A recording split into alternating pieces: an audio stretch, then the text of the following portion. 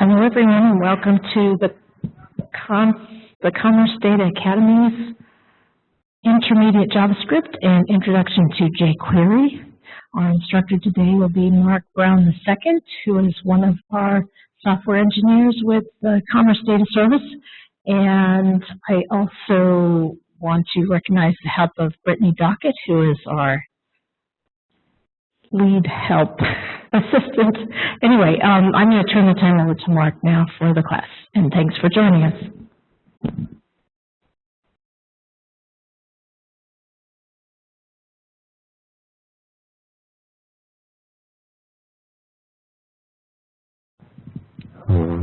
Hi, I'm Mark Brown II. Thank you for coming to Intermediate JavaScript, Introduction to jQuery, with my TA Natasha, featuring Beyonce and Giphy. Get excited. So really quick, who am I? So I'm a front-end developer here at the Department of Commerce Data Service. I'm a lover of Node.js. I'm a practitioner of CrossFit, student of higher education policy, and worshiper of all things Bay. Just a little background on the Commerce Data Academy. We're a data education initiative here at the Department of Commerce, launched to help people learn and grow within the field of data science, data engineering, and web development. Our course materials and schedule can be found online. And if you have any questions, please feel free to email us.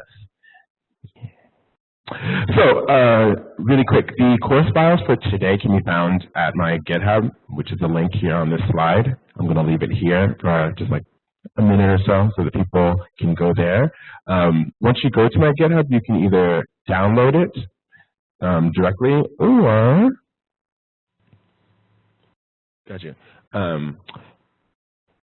you can either download it or you can clone it if you know Git to your desktop.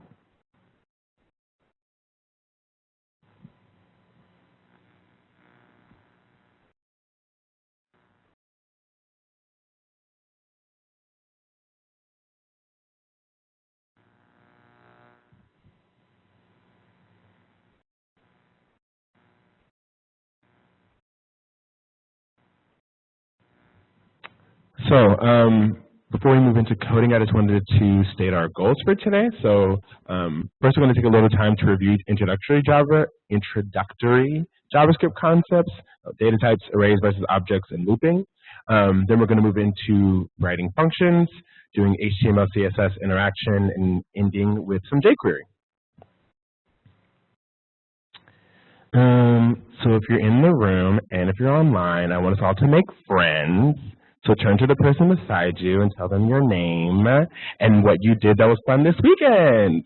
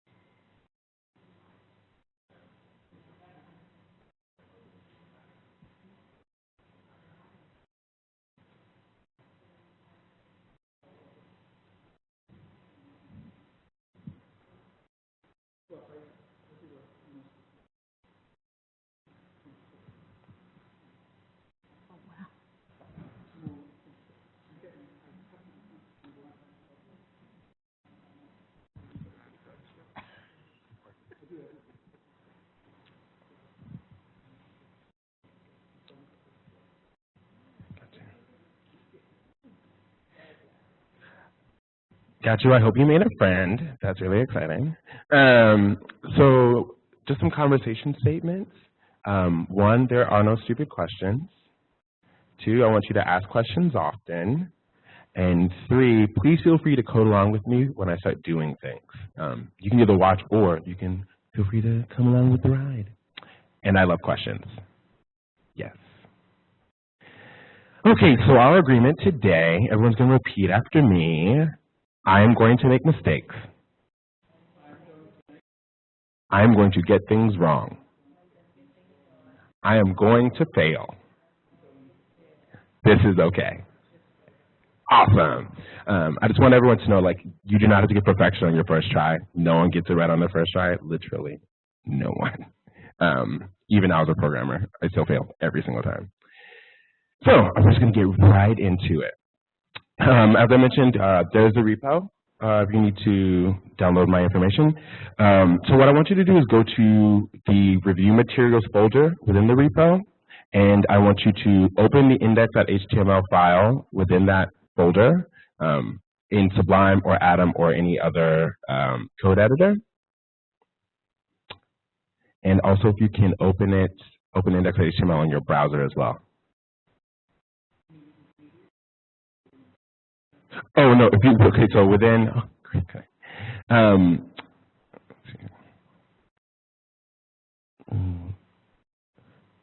So within the folder, you want to go to code for class. That's what it is. Sorry, code for class, and then go to review materials, and then open index.html, and this is what you should see.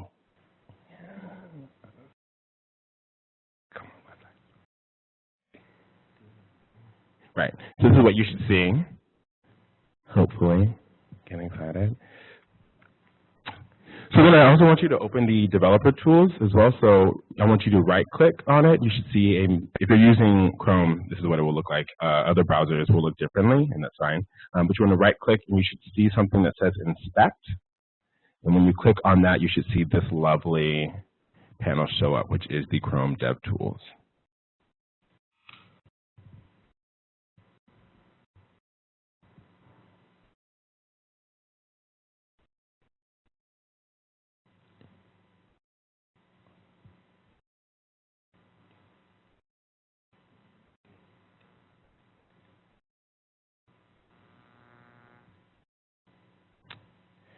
Okay, so we're just going to start in on JavaScript. So reviewing data types. What is a data type? It's just a classification identifying one of various types of data. And within JavaScript, there are 7 types. Strings, numbers, which are integers and floats, booleans, arrays, objects, null, and undefined. Cool. So strings are just textual data. They must be surrounded by double or single quotes. They consist of characters.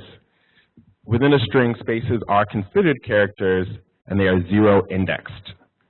So, for example, we have hello, 5, we have key, comma, value, and we have kittens. These are all examples of strings.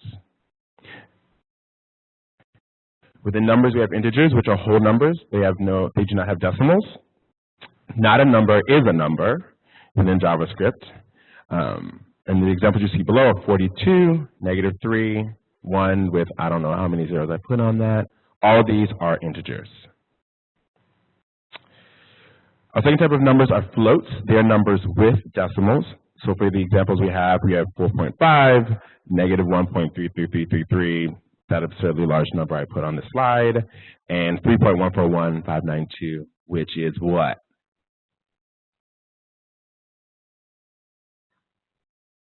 .141 pi, everyone. High school math. Welcome back, guys. Welcome back. The next type is the Booleans, nulls, and undefined. So Booleans are just the values of true or false. You have undefined, which is a variable that does not have a value, and you have null, which essentially means that it doesn't exist. Arrays. Arrays are ordered collections of data. They are 0 indexed. They can have mixed data types. and it is technically an object. The delimiters that are used within arrays are the brackets to open and close an array. You have the commas to separate items within an array. And to get the value of an array, you have the array name, bracket, the index of the item you'd want, and the close brackets. So our examples to the right, you have 3, 2, you have the string hello, you have an object, you have a 4.555, and you have true. These are all one array. Great. The second one, we have 2 arrays that are separated by the comma. And the third one, we have an array, but within that, we have an array. All of these are all valid arrays. So again, you can have all different types of data within them, and you can have arrays within arrays. Within arrays, data can be added, deleted, or changed. And some of the methods that you'll use on arrays include reverse, which simply reverses the order. You have toString. You have the length, which is a property, not a method. And you have push, which is used to add a value to an array. So if we look on the right, we have the variable names, which is equal to an array with 3 objects, it has 3 elements within it. Again, using 0 index names, the data at the index of 0 on the array names is Beyonce. And if that is true, the names 2 is what? Beyonce, exactly. Good job. Continuing on, so we have scalar names. So we have Moon, Jupiter, Mars, Venus, and Mercury. So scalar names 1 is what? Jupiter. Great. And 2 would be Mars. Great job. Now 3, 0 would be what?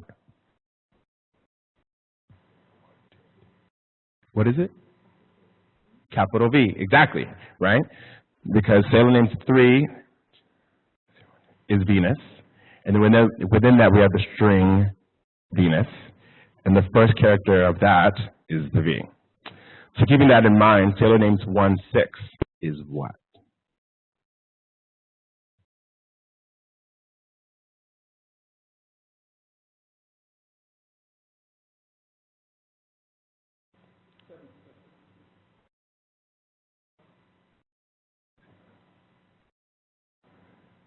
It's the R. Yes, gotcha. Yes, sorry, I didn't want to get it. Awesome! So continuing on, the next data type we have in JavaScript are objects, which are unordered collections of data. Again, they can have mixed data types, just like arrays, but their difference is that they are based on key value pairs, right? So the delimiters you use are the curly brackets to open and close objects. Again, we have the colon to separate the key from the value, and we have commas, which are used to separate different objects and the key value pairs within objects. So again, you look on the right-hand side, we have 2 objects.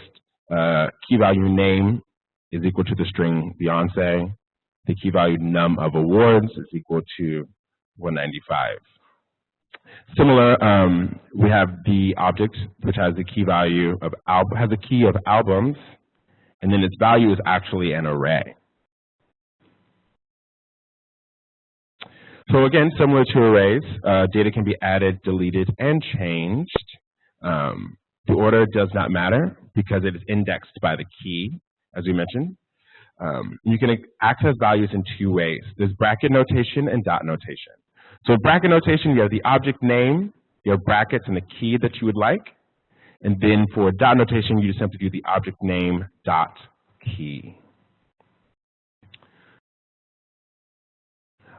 Something to also know in particular when it comes to key value pairs with objects is that if you look on the right-hand side, you see the new object. And typically the keys don't have, you don't have to use quotation marks, but if you want to use spaces within your key, you have to use quotations. So love of life has to use quotation marks because your computer will read the space and immediately freak out and think about love as a variable.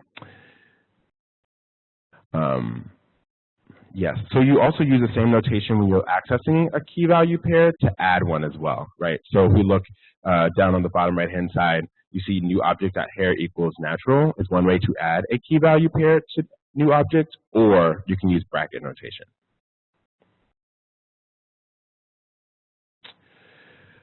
Also in JavaScript, we have our operators. Most of these you know from math, right? So we have the minus sign, which subtracts, the division sign, multiplication. We also have adding, which adds numbers, but also concatenates strings. Do you remember what concatenation is?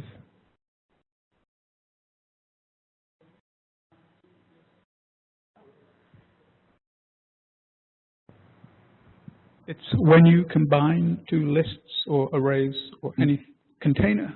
Yeah. Particularly when talking about concatenating with strings, yes. It just puts two strings together, as you've mentioned. Yes. Does anyone remember what the percent sign does?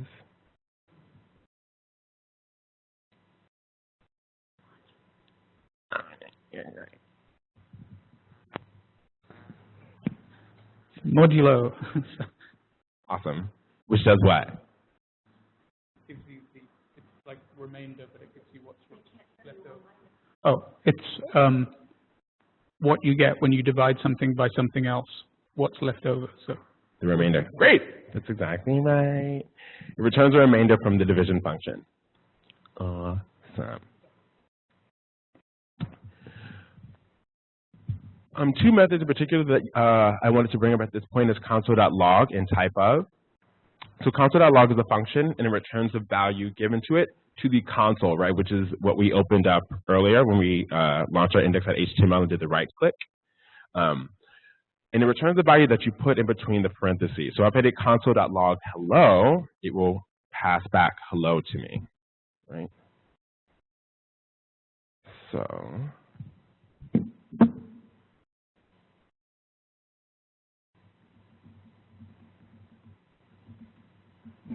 you go to your console and you do console.log hi, it passes back hi. And there's also typeof.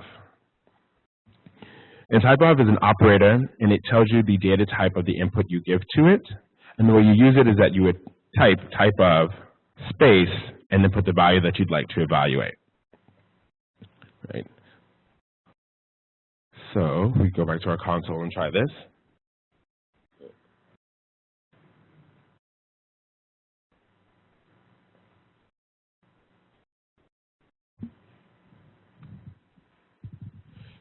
It returns object.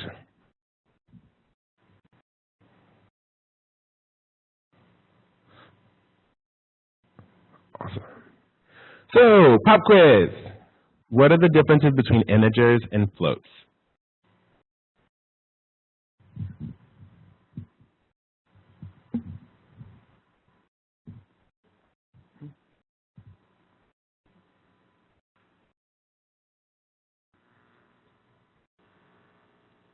Yes, exactly. Integers are whole numbers, and floats include a decimal. Great job.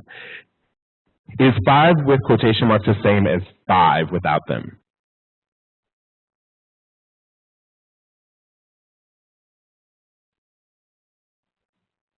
No. Awesome.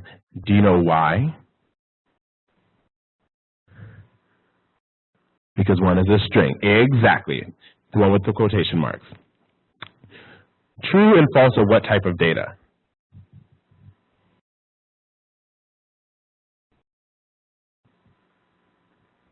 Awesome. Boolean, exactly. And what are the differences between an array and an object?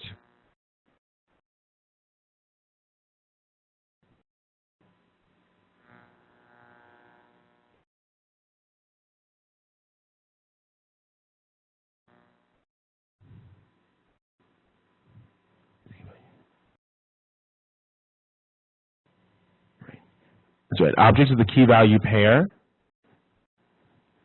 Arrays are zero indexed. Exactly. True, false, I can have mixed data types in my array. True. And how can I check a data type using my computer?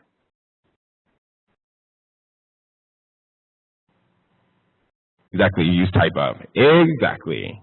Great job. So, moving on, we have variables in JavaScript. Variables are used to store information to a computer's memory for future use. There are three things in particular you do with variables. One, you declare them. So you always use the keyword var. So the example I have is var my name. You assign a variable you assigned it a value using the equal sign, and it can be anything. As I mentioned, it can be an array, an object, functions. So again, continuing with my example, you have var my name equals the string Mark. And you want to get used to using semicolons in your coding. It makes things clean and make sure that you don't have make sure that it's clean code. And you call it by using the variable name, not the value. So if I was to call my name, if I wanted to get the value of my name, I would simply just call the name of it. So returning to our console just to see.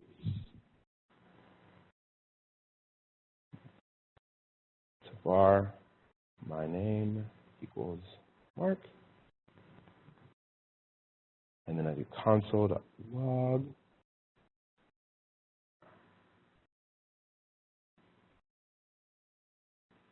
My name passes back the value.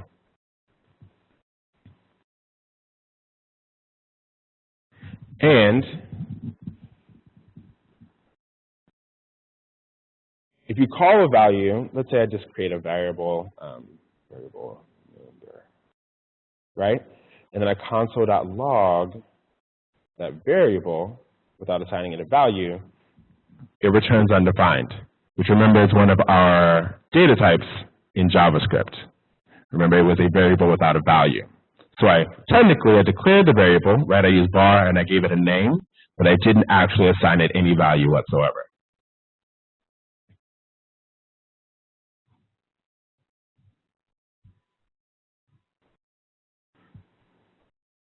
You don't seem to be really good on this, so I'm just going to skip this practice. So all arrays are objects, and all objects are not arrays. Any questions so far in our lovely review?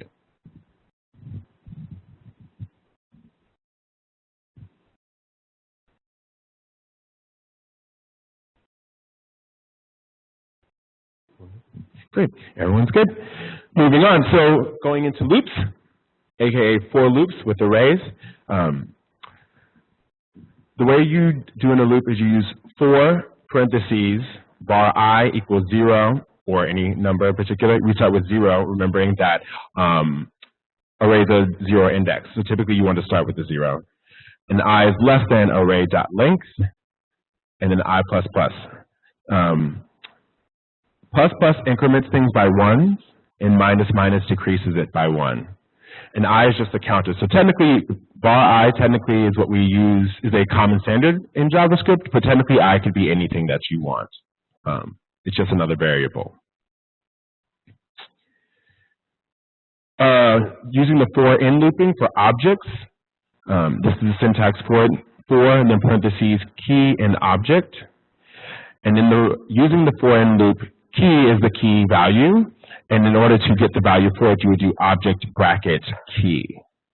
Again, object is just a variable name, so you would technically fill that in with whatever the name of the object that you want to iterate through. Cool, so if you going back to our folders, if you go to review code directory, review materials, I apologize, and open script.js,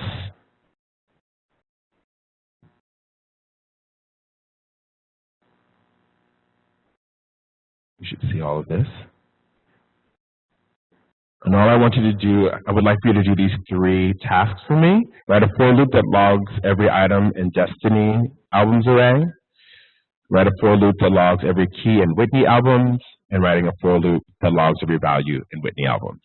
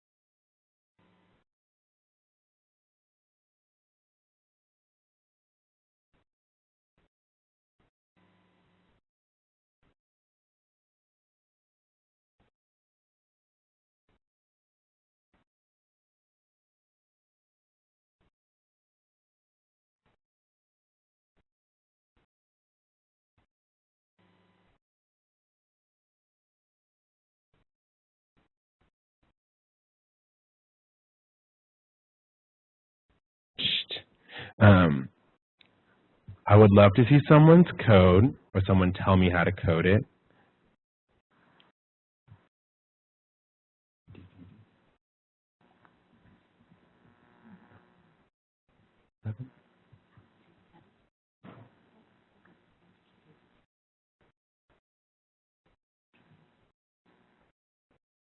Oh, okay, so for online, I got the question, how do I edit the code? So what you would do is you would write your code here in scripts.js. You would save it, go back to this screen, go back to the website and refresh. And then once it refreshes, it should have your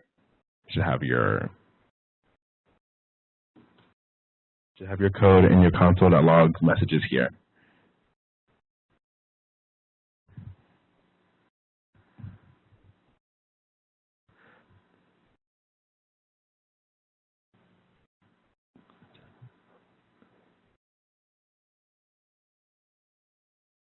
Awesome.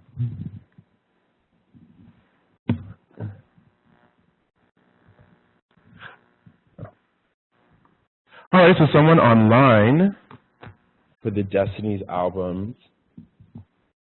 Oh, that was it. 4.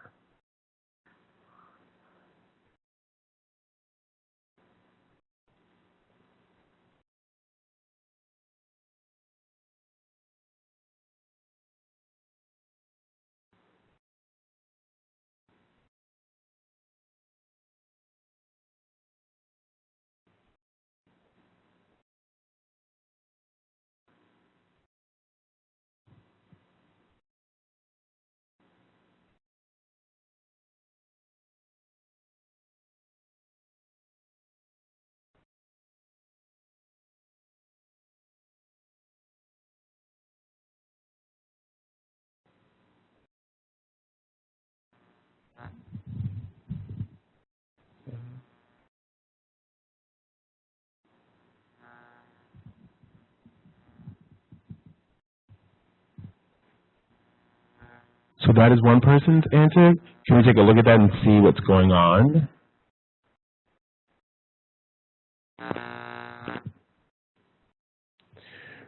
Right, so they created the for loop, and it's looping through.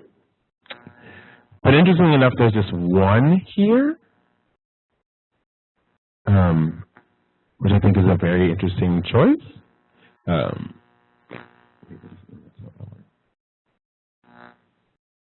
Right, because it keeps coming across, it keeps showing up on all of these. Right, and I think that what you really wanted was to do this.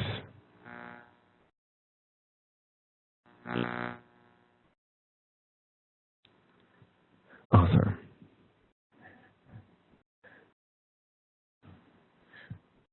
Do you want to tell me how you did the loop for the object?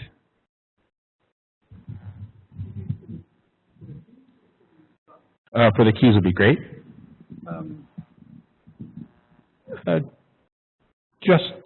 So for key in Whitney albums, that's it, and then just printed the key. Awesome. I mean, look the key. So. Did you use the actual word? So if I was to type this, I'd do for, and you said key in Whitney? Yeah, for key in Whitney albums. Awesome. Open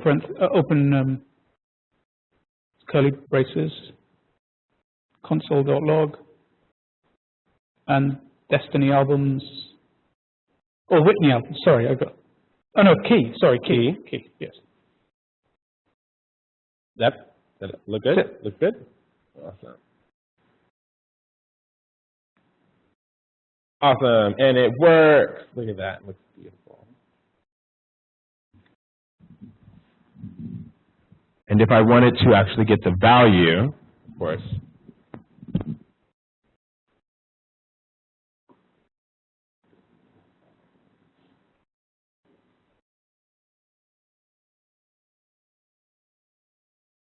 you just simply use the bracket notation that we discussed earlier, right?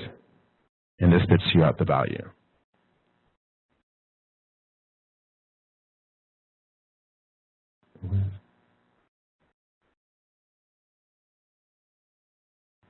Great. Any questions so far?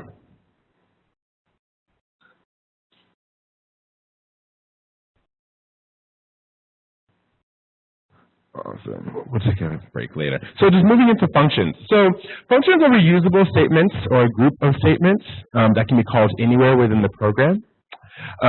One of the big principles we have in writing functions is do not repeat yourself or dry. And the way you use functions, you start with the keyword function to define it. Then you call it when writing your code. Technically, functions too are objects, which moves into the concept of first-class objects, but we're not going to cover that in this class. I just thought it's good for you to know. And as a reminder, JavaScript works line by line, top to bottom. So again, looking at functions in particular, it has 4 parts. The keyword function, you name the function, which is optional. Parameters, again, that are optional, and code inside that are optional. Because technically you can write functions that do absolutely nothing, and the computer will still run it. So you write functions in 2 ways, they're declarations and expressions. Declaration, you name the function within the definition. So looking on your left-hand side, you see function is the keyword, and then you name it new function, open close parentheses, open close brackets. But with expressions, you name the function by declaring a variable. So on the right, you have var, and then the name of the function, new function, equals to the function, open close parentheses, open close curly brackets. Typically, there is a distinction between 2 of these when you start to hear about a concept known as hoisting. But for the sake of this class, you can use either one at any given moment, and you'll be fine. So how do you call a function? You call a function by opening, closing, or using the open and close parentheses after the function name. So again, looking on the left-hand side, you see function, you have my new function, and I declare it, and then I call it by saying new function, open and close parentheses. Same thing on the right-hand side, you have the function named subtract numbers in the console.logs 3 minus 1, and you call it by using the name subtract numbers, open close parentheses. With functions, you can also have parameters. Parameters, you define them in the initial function definition. Again, the name of the parameter is up to you. Technically, it's similar to a variable. It doesn't matter. And you use those values in the function computation. You can have an infinite number of parameters, and you pass in values for the parameters when you call the function. Does that all make sense? Yes. Awesome. So in this example, we have the function give me my name. And the first parameter is called first name. The second parameter is called last name. And it's going to console.log first name plus a space plus the last name. So when I call give me my name, I have to pass in something for both parameters. So for the first name, I pass in Mark, and for the last name, I pass in Brown the second, which will pass me back Mark Brown the second when I run this. So again, here's another example. So you have the function add numbers. The first parameter is number 1. The second parameter is number 2, and it just console.logs adding those 2 things together. So when I call it, I pass in the 2 for number 1, I pass in 4 for number 2. So up to this point, we've been seeing parameters as you handing it the exact value, but it's also important to know that you can pass in variables as well as parameters. So looking at this example, what do you think is going to happen?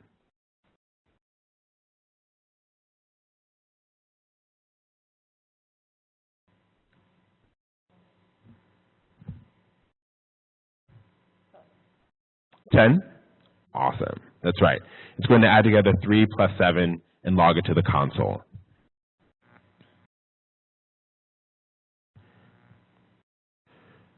So the same thing happens here.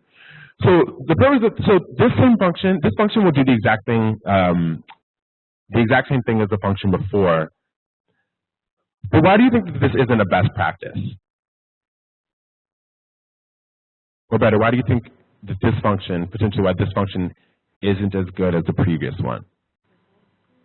The previous one looked like, go back. The previous one had the 2 parameters, and this one has none.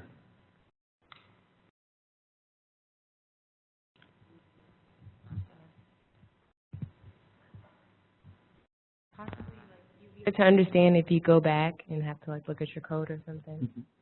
Okay, so readability. Any other thoughts? How do you pass one number and second number to the function? How does the function know which numbers to use?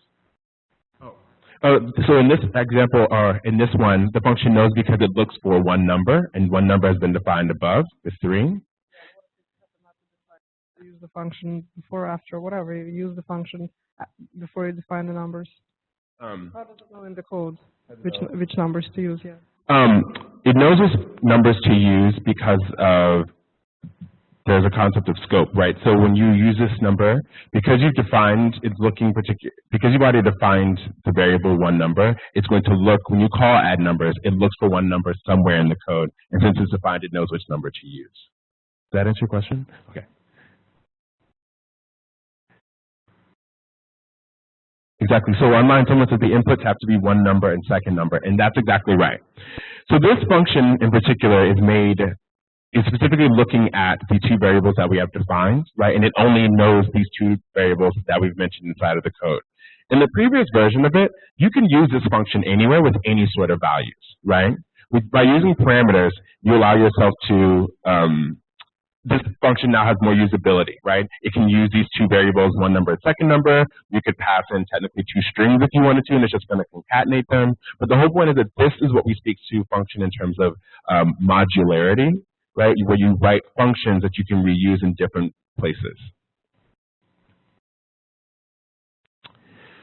So moving on, there's a keyword return. So up to this point, when we've done computations and things, when we've worked with functions, we've used console.log, which takes the input and spits it back out on the console. But that's only one aspect. The reality is that we write functions in programming because you want to do things other than print to the console, and that's where the keyword return. Return simply gives the value of your function's computation to the function's moment of execution. Meaning, when you call add numbers, it returns one number plus second number to wherever you called that function. Another thing to know is a return stops the function execution wherever it is placed. So looking at this example that I did in JSBin, you have this function add number, which takes in two parameters, num1 and num2, and it returns num1 plus num2. So when you do console.log, you see that when I called add num with 2 and 3, it returns 5. For the second one, when I don't have a return statement, right, it still performs num1 plus num2, but it returns undefined, right? Because technically the function was called, it ran, but it's not returning anything to the execution, right? Going on and continuing, right? So I use the next example. I simply you can declare a variable, answer1, pass it, and I make that equivalent to add number with the parameters 2 and 3. So when it returns, it's going to put that value, it's going to be answer1, it's going to be equal to the value of running this function, which is 5, right? So when you do console.log answer1, you get 5.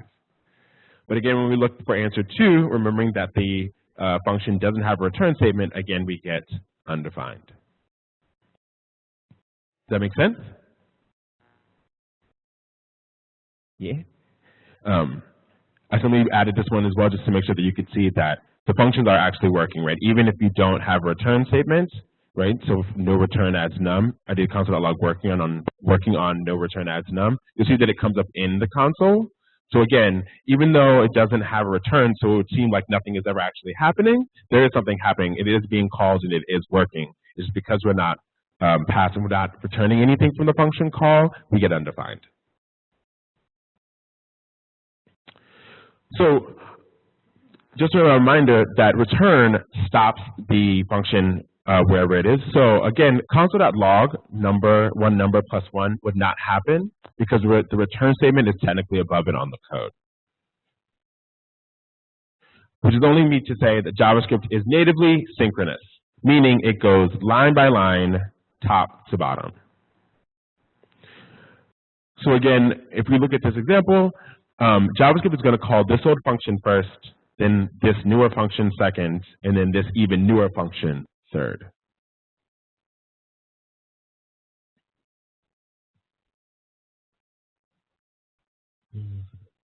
So in this example, again, I wanted to demonstrate that you can have you can assign a statement to a variable, right? So we have var new addition equals one number plus second number, and it returns new addition, right? So you can continue to store value. You can use variables within functions to store values that you can then return upon execution.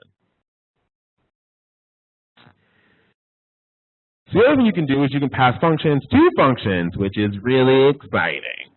So again, so we have add numbers, which we know. We also wrote a second function called subtract one.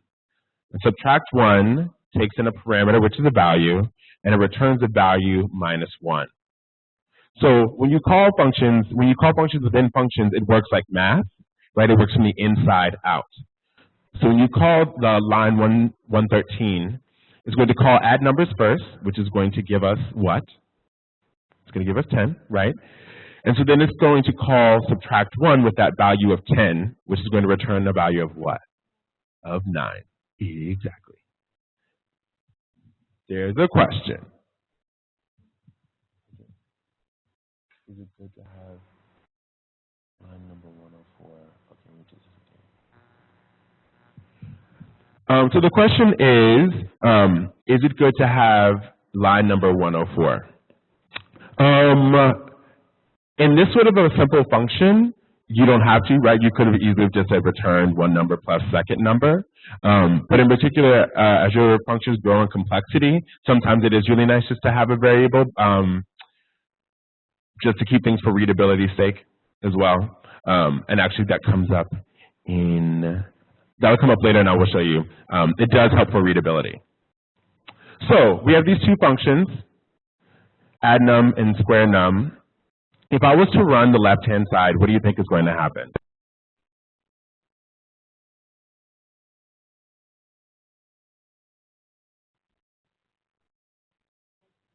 $64. 64? Any other thoughts?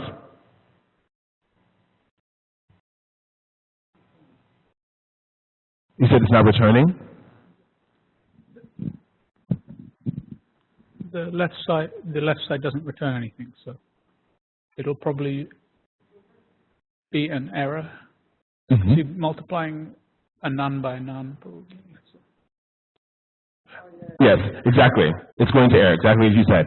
Because add num just simply prints it to the screen, when square num is called and it looks for a value, it doesn't get one, right? Because nothing was returned from the function. Versus on the right-hand side, what do you think is going to happen? But it's printed on the screen. Now it's going to print it to the screen. Exactly. So the whole point is that up to this point we've seen console.log return things, but technically it's not returning a value, right? It's just simply printing to the console. Return is what's going to give you access to the computations that are happening inside of your functions. So speaking to the question that was asked earlier about readability, the reason why I say using var is really good is because if you look on the right-hand side, technically one big function does everything that those other two does, but that's a long line, and that is not particularly readable, right? You can work through it and it's fine, but it's much easier on the right-hand side to see two functions and see what they're both doing. Also, to our point I made earlier, one big function doesn't really help. Like I can't use that anywhere else, sort of. Versus with add numbers and subtract one, if I make it modular, I can use those functions in other places, potentially with other values. So breaking down complex tasks in terms of modularity increases readability, gives you, it lessens your margin of error, allows for code flexibility and for code reuse. So just things to know. So coding is flexible, and different code by different people will have the same results, and not all code has to or will look alike. So we're going to move on to function practice. Everyone get excited.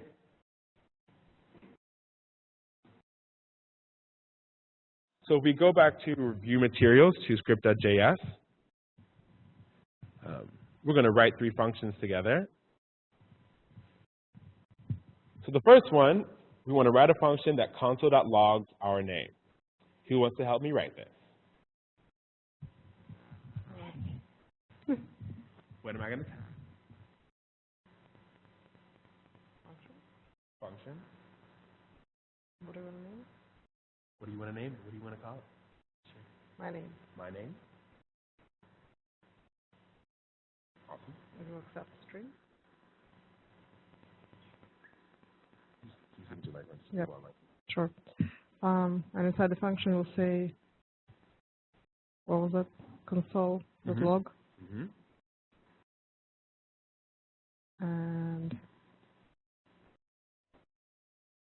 wait, what do we name the parameter? We didn't name the parameter. We did. You said string, right? Yeah, but we didn't give it a name. You can give it a name if you want. Let's say name. Say name. Mm-hmm. Awesome. Yeah, and we'll print that. And then I put name here. Mm-hmm. Mm-hmm. Yep. Awesome. So then if I want to call it, what do I do? We'll call my name. Yeah. Yeah, so we'll call my name. How would I do that? What do I type? Just type my name. And in parentheses, we'll put, what's the name? Mark. Mark. I guess in quotes. Yeah.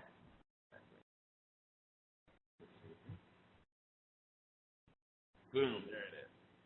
Lovely. Good job. Thank you. All right, so our next one, we're going to write a function that squares any number passed into it. Who wants to help me write this one?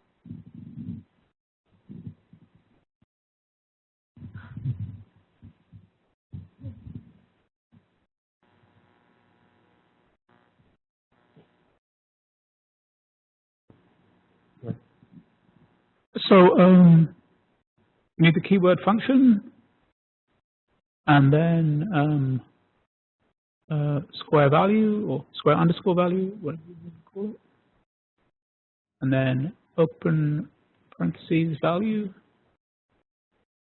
open curly braces, console.log, value times value, and then we need to call the function. How would I call it? Square value with a value. You have a number in particular? 8. 8. Boom. 64.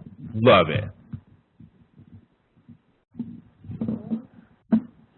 Awesome. Then we have a third one.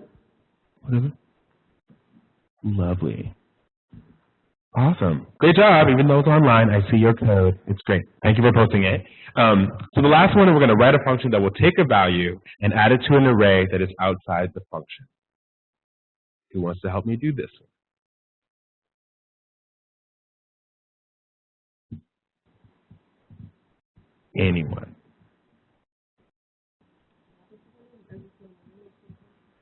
Excuse me? What does it do? Add it to an array? It inserts it into an array? Yeah. So we're looking for a function that will add a value into an array. Hint, hint, you may remember the push method. Just a hint.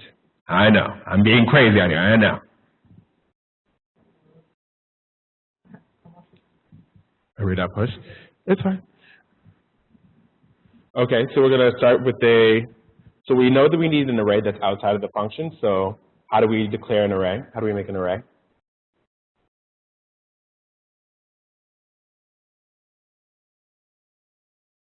Maybe using the var keyword, right? And then we're gonna name it, right? My array. Awesome. And then what? We've named it. How do we make sure that it's an array? Square bracket. Great. Okay, so we have our array. All right, so now we have to write a function that adds a value to it. So how am I going to write this function? What do I do? Function. Add. To. Awesome.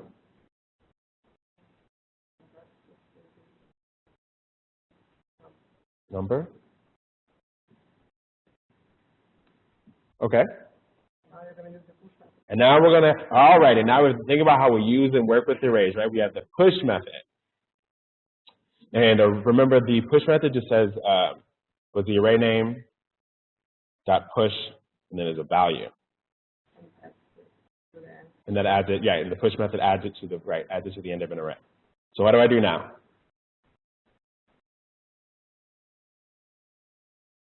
So we're going to add another Right, exactly. We're going to add another parameter. I'm going to add another parameter.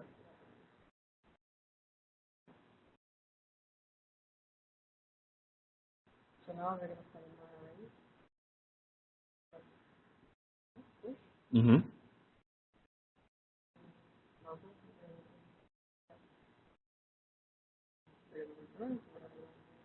Got it. This looks right. This is great. I'd be curious to know why you think you need the array parameter. Because where are we going to add it? Huh? Where are we going to add it?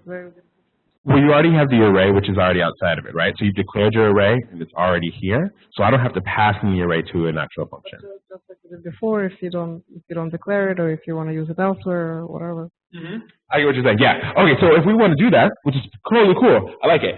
So yeah, that is true. If you want to be like, I want to use add to array somewhere else, awesome.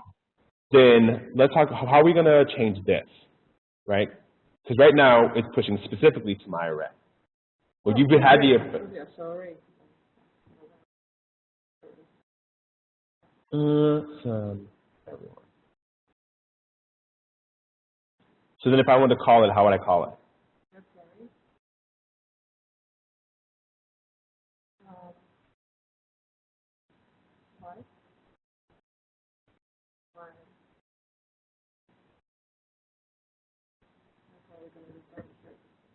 Huh? You want to do this? I don't know if you need a return, but let's just try it. This is going to be fun, everyone. Array name is not defined. Oh, that's because that's it. Sorry. That's it.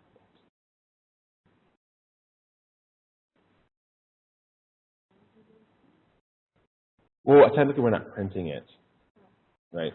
So if we wanted to do that, we could keep this and do.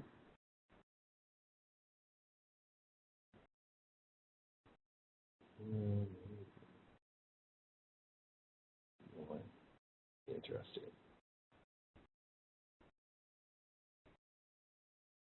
Actually, I think there's a better way to show this. Actually, be to do.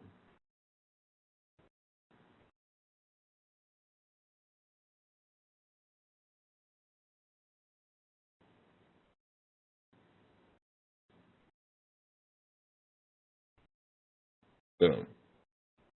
It's on there. Awesome. Huh? I think it returned the length of it. Because I think there's only one thing in it. Yeah.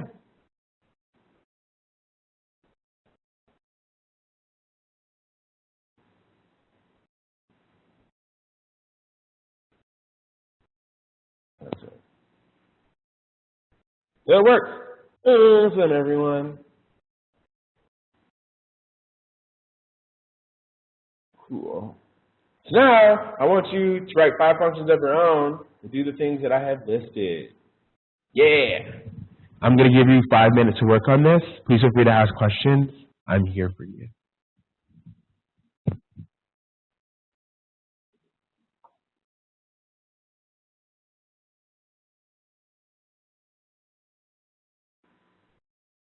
Awesome. So I'd love to see people's code. This is exciting.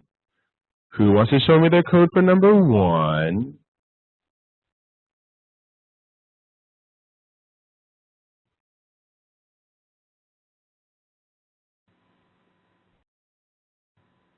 So I want a function that returns the name of an animal you pass in.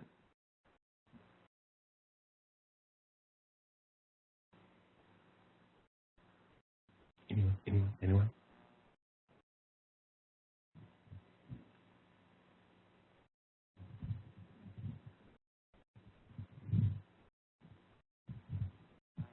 we'll start with a function, keyword, right? And then we're going to give it a name. Who wants to give me a name? Return animal. Awesome. Accept a string. Awesome.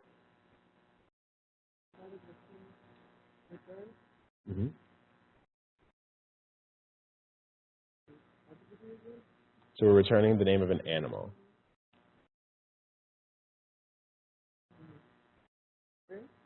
String?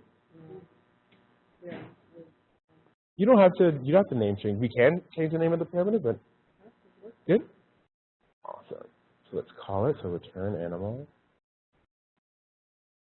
And pass in cat.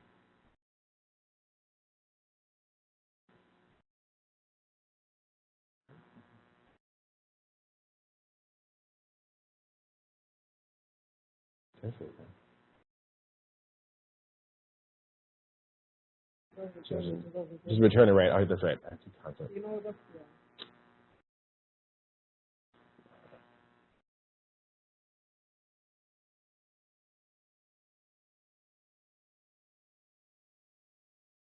Boom. Gives me back my cat. I love everything about it. So then we're going to write a function that will divide a number you pass in by 5.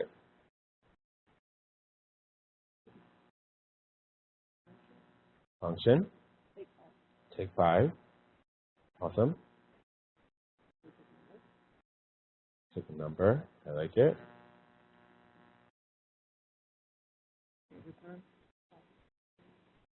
Console.log.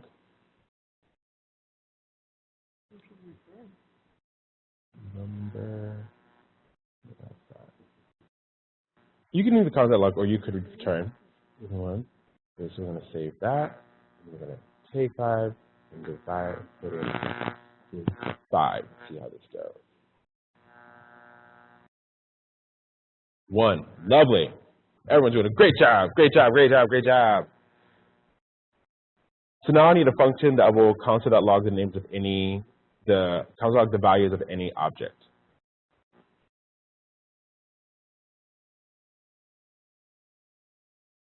So I have a function. Huh? Print is none. Cool. What is it?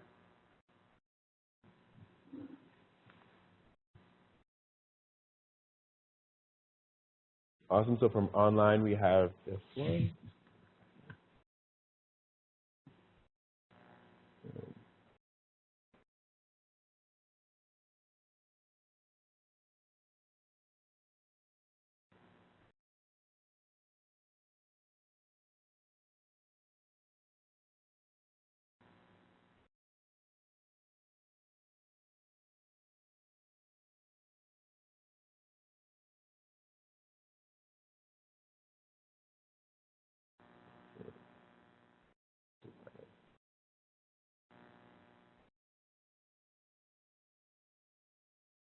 Oh, I just got that.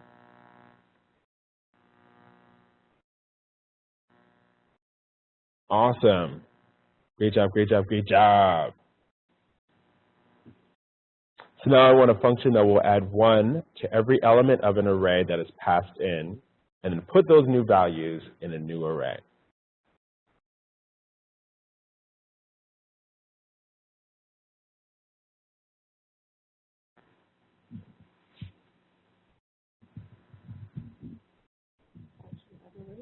Function, add array, okay. Take an array, I like it.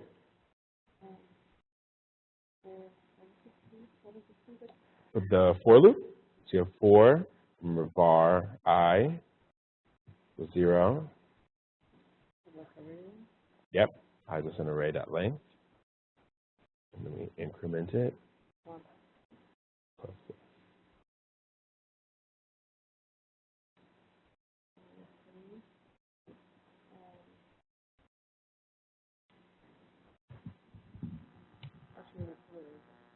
Huh?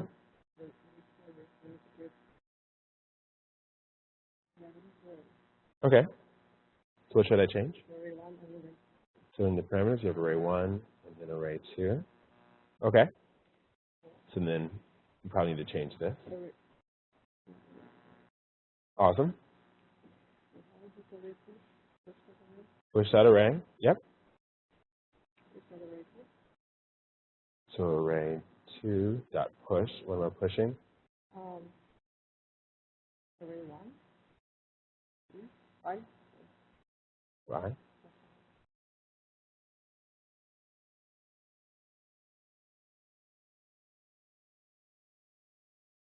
What do you feel? Feel good? Awesome. Huh? We can. So what do you want the console.log? So we have to call it. Oh, yeah,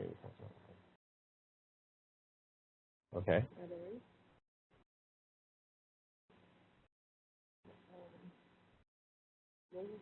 So we have the one up here, we have add me up. So add me up is 1.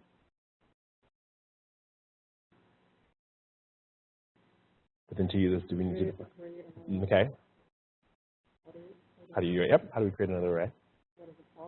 Bar array. Whatever. Equals. And then.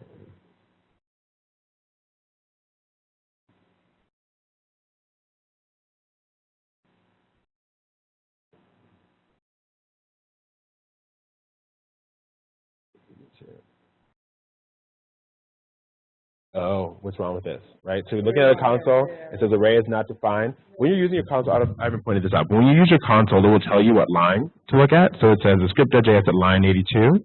So you look at line 82, it has array2 dot push array. Right. So what do we need to, array 1?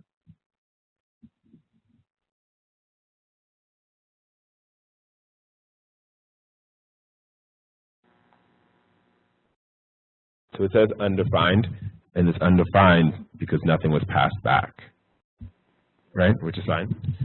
One way to check this actually would just be to console.log array3. Okay. So if we say, we comment that out, save it. Oh, actually we have to run it, don't we?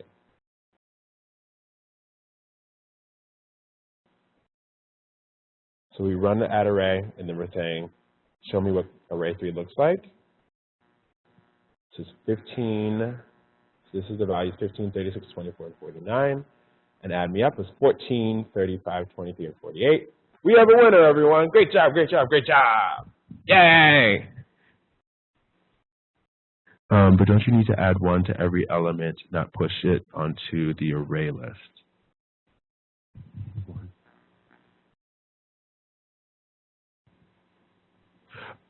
Okay, I think what that question is, so we are technically adding 1 and then pushing it. So when you look inside this push method, what it's saying is give me the value of this, right, array.1 at that index, add 1 to it, so it does that first, and then it pushes it to array 2.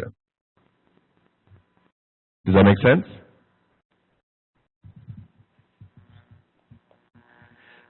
Got it. So we have the last one, which is write a function that will tell me the data type of every element in an array that is passed in. Who wants to walk me through this? Or show me your code online?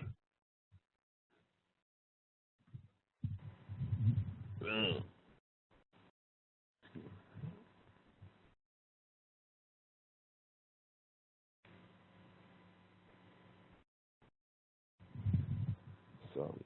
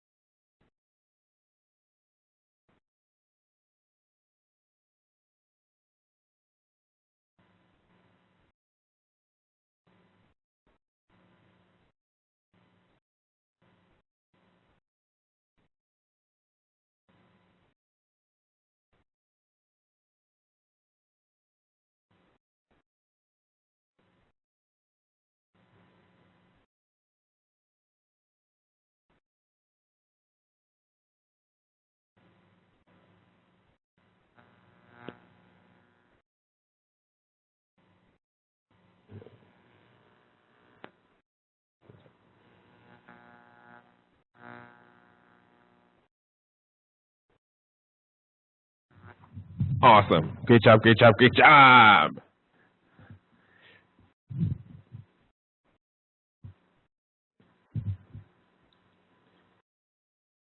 So, pop quiz again. Yay, everyone get excited. What's the difference between a float and an integer?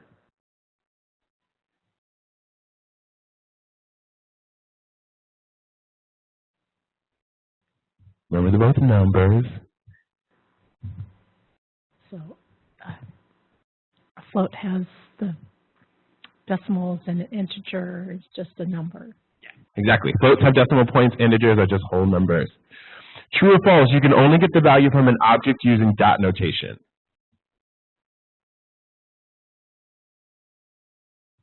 False. Why is it false? Because you can use square brackets, exactly. Exactly, object, brackets, name. What are the two major differences between arrays and objects?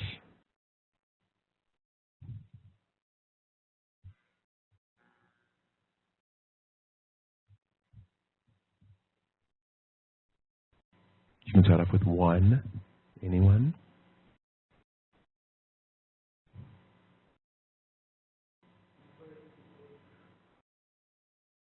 Arrays are objects, that's interesting. An array is what? An array is an ordered list, that is right.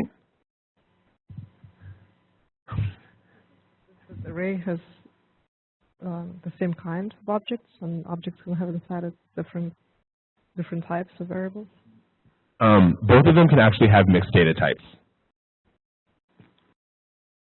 Key value pair and objects, exactly. Yes, exactly. So as you said, arrays are ordered, right? So they're zero indexed, and objects are not.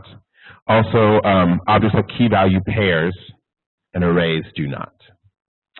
So functions must always take a parameter, true or false? False. True, false. Less code is always better code. True. Up for debate. That's actually an opinion thing, but I wanted you to have one. What is the difference between console.log and the keyword return?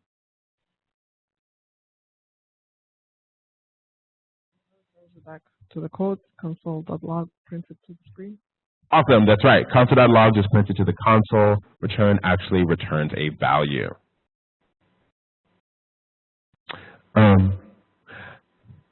Yes. Okay, let's have a break right now. Since I don't have one put in. Let's take a 5-minute break, and we'll be back.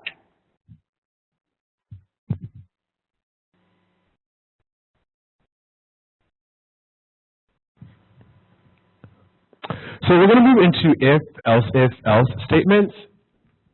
So if, else are conditional statements. They determine whether a statement is true or false, and they're used to perform different actions based on different outcomes. So the typical setup is if, and in parentheses you put a statement, and if it evaluates to true, it executes the code between those curly brackets, and if it is false, it immediately goes to else, and it executes the code that's in its curly brackets.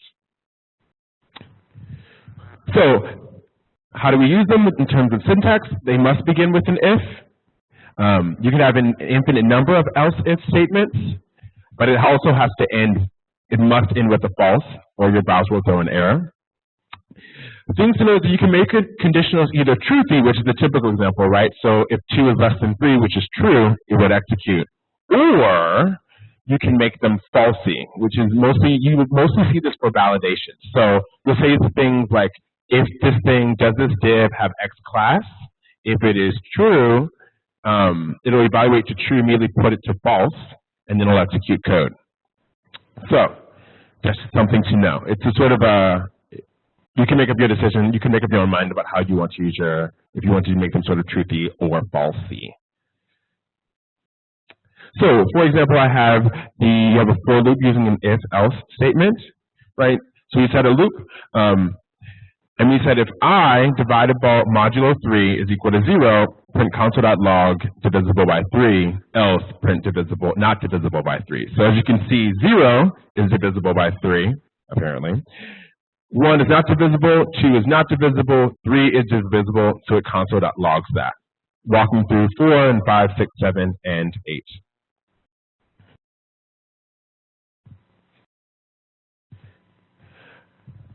So then I made the next example we have, I created an else if, an if else if else, right?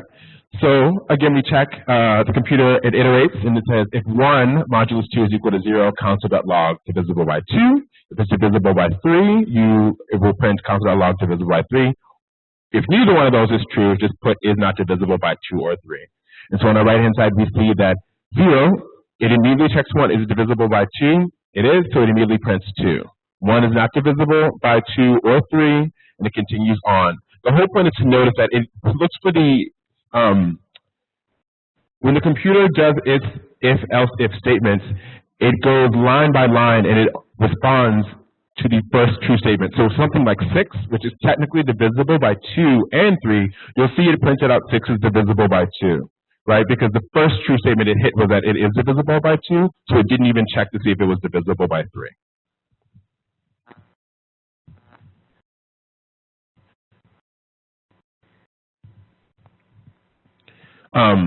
So you can also you can put if else statements within functions, which is what I did here for this check divisibility. So it's the same thing that we did before. So again, I just iterates.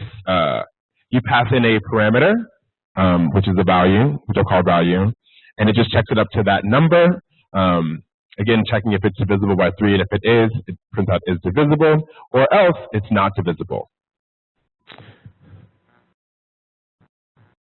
So we're going to do some if-else practice right now. I want you to write an if-else function that will take in a number, and if it is less than 3, print less than 3, and if it is greater, you put greater than 3. And I also want you to write a second one that is an else-if function that will take in an array, similar to what we've done before. It will check to see if the array item is a number, print is a number. If it is a string, print value is a string. If it is an object, print value is an object. And if it is none of them, put value is crazy. I'll give you a couple of minutes to do that.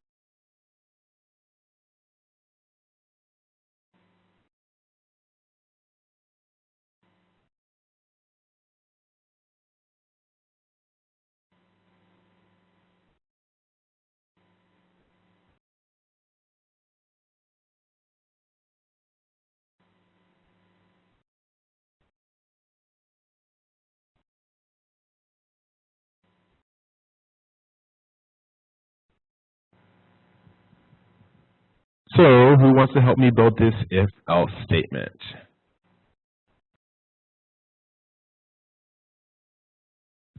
So the first one, we want to build a function that will take in a number. If it is less than 3, print less than 3. And if it is greater than 3, print greater than 3.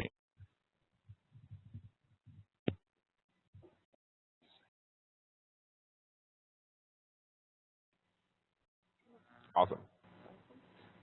Function.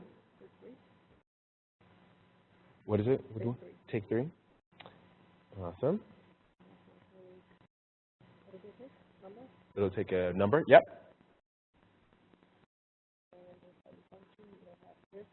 If.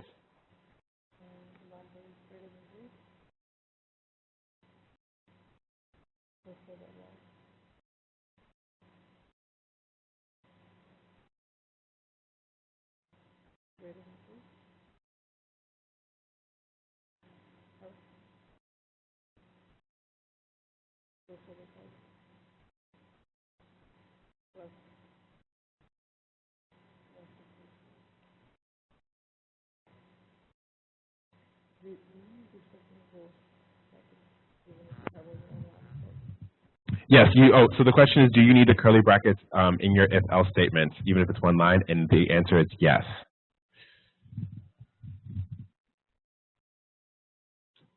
Awesome. So we're going to call take 3, 5. Greater than 3. Awesome, it works. Alrighty, so we have our second one. We have to write an if-else function that will take in an array and print out various statements based on the type.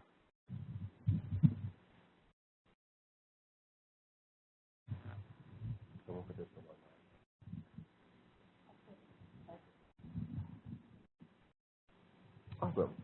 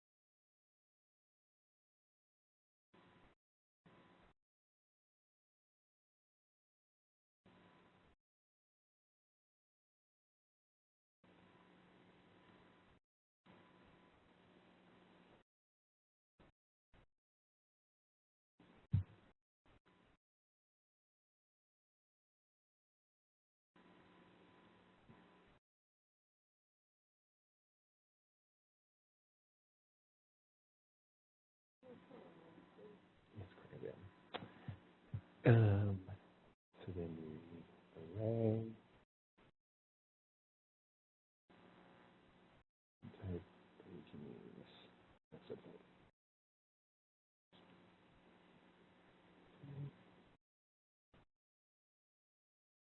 Array element is a string. No, what did I mess up? Something went wrong.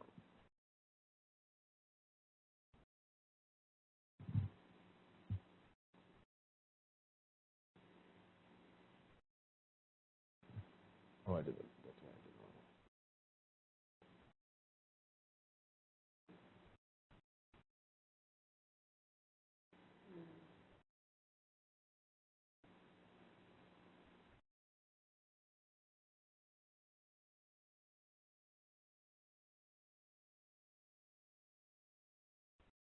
Awesome. Alrighty. Looks great. Love everything about this.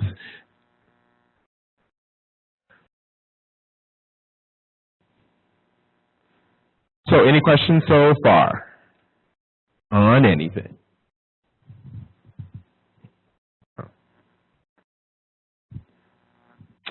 Okay, so now really quickly we're going to go through some HTML and CSS review. So HTML is hypertext markup language.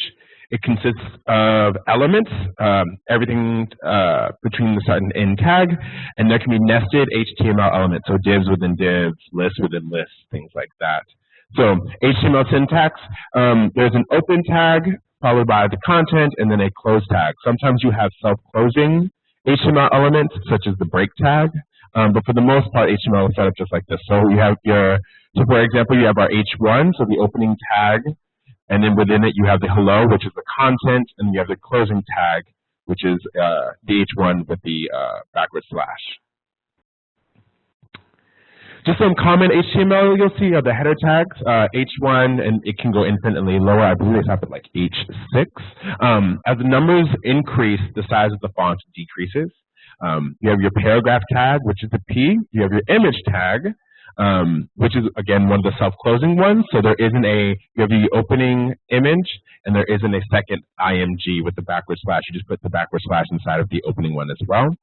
And images also include the attribute src, which is source, which I also, technically it should be a string, and it should have a closing quotation here, but I misspelled that. And also you have your link tag, right? So you have the A tag, which is an href, which is where it's pointing to where the link should go, and that is also a string. Another one you commonly see is a list tag. So again, you have one of these nested elements. So you have your opening ordered list, right? Within that, you have your list item, which is your li, your content, and your closing tag, li, with a backward slash. You have a second list item, and then when you're done with your list, your ordered list, you close it out with this closing tag. OL stands for ordered list, and UL stands for unordered list. The difference is that when it comes up on the screen, it's going to actually, ordered list will give you numbers. So this will be 1, item 1, 2, item 2, versus unordered list, it's going to give you a dot or some other sort, depending on the browser, a dot or some sort of character that limits them. Another common one you'll see is the div tag, which stands for division. It's a block element used for code blocks, and it breaks up to the HTML page, typically used. Span tags are inline elements, and typically surround small portions of text and or images. Again, for both of these, you see you have your opening tag div. Inside of it, you have a nested element, which is your paragraph tag, right? And then you get all your content within the paragraph. You close it, close out your div. Same here with the span. You have your opening tag, you have your content, and you have your closing tag with your backward slash. So as I mentioned earlier, there are attributes associated sometimes with HTML, which gives more information to the browser, sometimes mostly connected to CSS, but things you'll see in particular are classes and IDs, which is what you'll use for your CSS, right? So you see this ID equals example ID, you have class such as equal example class. This text align, for example, is an example of inline CSS, right? So text align is technically a CSS property you can use. You can actually put it on the tag itself. Remember, as we saw earlier with the image tag, you have the src, which is the source. It's also an attribute and things like that. So for CSS, that stands for cascading style sheets. Cascading meaning styles can be overwritten and overruled. Style sheets are the documents that the browser uses to render the page, tells it how to render the page. Style sheets are followed from top to bottom, both in the sheet and in the HTML document, and typically consists of a selector, a property, and a value. So CSS syntax, you have your selector, which is a div, so for our example, our selector is div, right? So it's going to search the HTML page for all the div tags it finds. And then it's going to give it a property, right? For example, it's background color, and it's going to set the background color as value to red. And typically in CSS IDs, right? So the attributes we were just talking about on our HTML elements, if you have an ID, you select it using the pound sign, and classes you select with a dot. So again, looking at these examples, this one, for example, example ID, this pound sign means when it hits this style sheet, it's going to look back in its HTML and find the HTML element with the attribute ID equals example ID, and it's going to set its font size to 10 pixels. Continuing, you can be very specific with your CSS selectors. So this in particular is saying, I want you to find a div in particular with the ID, example ID, give it the color white, which is technically the font color, and give it a border style, which is solid. So as I just mentioned, you can have multiple selectors, right? So this one says find a div, look for the ID of first paragraph with the class of bio. You can also use commas if you want to select multiple tags as well. So this is saying find a paragraph with the class bio, and find paragraphs or find a paragraph with the ID of work. Typically, IDs are for one element, which is why I made that singular. So we have descendants and direct child in our selectors. So the way this works is descendant says, okay, find a paragraph with the class of bio, and then anything that is nested within that, right, find the paragraph that has the ID work, which is different from direct child, which says find a paragraph with the class of bio, and directly under it, find a paragraph with the ID work. So looking at this example, right, you have your HTML. So you have your div with an ID of bio, and then you have an H1 that has Solange Knowles as the content, and then you have a div within that with another H1, singer and DJ. This is your HTML on your left-hand side. On your right-hand side, you have your CSS, and so you have a div, look for a div with the ID of bio, H1, give it the color red, and then you have a second one that says div with an ID of bio, find the direct child and give it a color green. So with these things in mind, what is Solange Knowles, what is its color going to be on the page? What do you think it's going to be?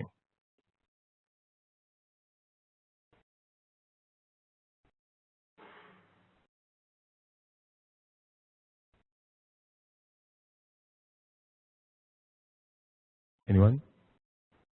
Green, okay. Anyone think it's going to be red? One person for red. Awesome. And then also, and then for a singer and DJ, what do you imagine? Is the color going to be red or is it going to be green? Remembering that this bracket, this caret, is direct child. What are you thinking? Red or green? Red? Red?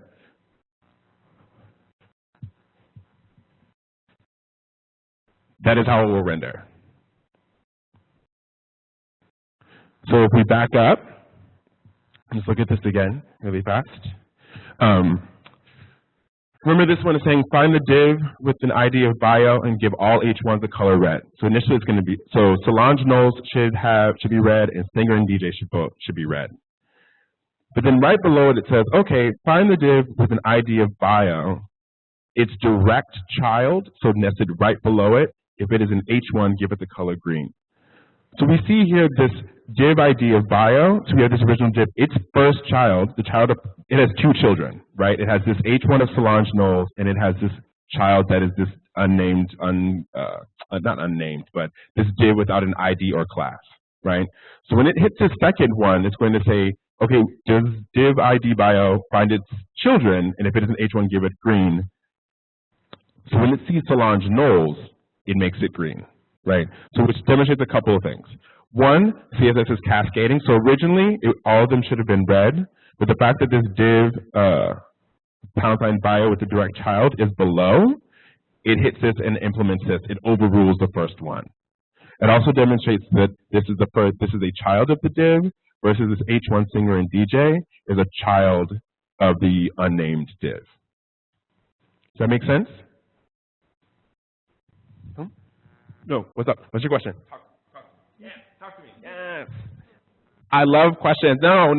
Let's talk about it. What doesn't make sense? I love this. I love questions. Which one? Why one of them is red, but the other one is green? Okay, so the concept is particularly is of children. Okay, so if you consider this div with the ID of bio as a starting point, children are the things that are directly under it, that are nested directly. If that is true, H1 is a child, right? Because it's directly within it, and this div is directly within it. That's it. Does that make sense? You get how that works. Okay. So if you keep that in mind, when you look at the CSS, remembering CSS is similar to JavaScript, right? It goes top to bottom, and it can overrule things. So when it first starts, it says, okay, find divs with the ID of bio, all H1s, and make them red. So when it first hits it, all this, so Solange Knowles is red, and Singer and DJ is red. But then you give it another rule, and you say, okay, find divs with an ID bio, and it's direct children, right? So the things, it has to be a child of this div with an ID bio that's an H1. Yes. That means it's a child, right? So going back, so I go back to slide. Yes, so this is why this is important, why I brought it up, right? So if it's just a space and you give it two things, it's just saying anything that's a descendant. So there's a difference between descendants and child, right? So when we look at our next example, this example, technically Singer and DJ is a descendant of this div with an ID bio, but it is not a child, right? Because it's nested within something. So technically, if we had said, so that is why a div with an ID of bio all H1s works, because this is saying look at all the H1s within this that are descendants, right? And so Singer and DJ is a descendant. Solange Knowles is technically a descendant. When you say specifically, hey, I'm looking for the direct children of this, now we're looking specifically at this H1 and at this div. Does that make sense? You get the difference between descendants and children?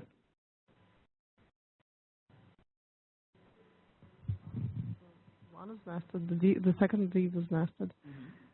Then Singer and DJ is a child of who? Of this?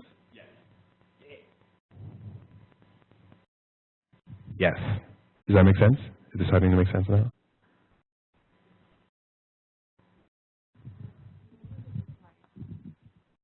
So what would it look like to change the color of the Singer and DJ? Like what would it look like to change that color? So you could do that a couple of ways. One, you could put a class. Oh, actually, let's have fun, shall we? Alrighty.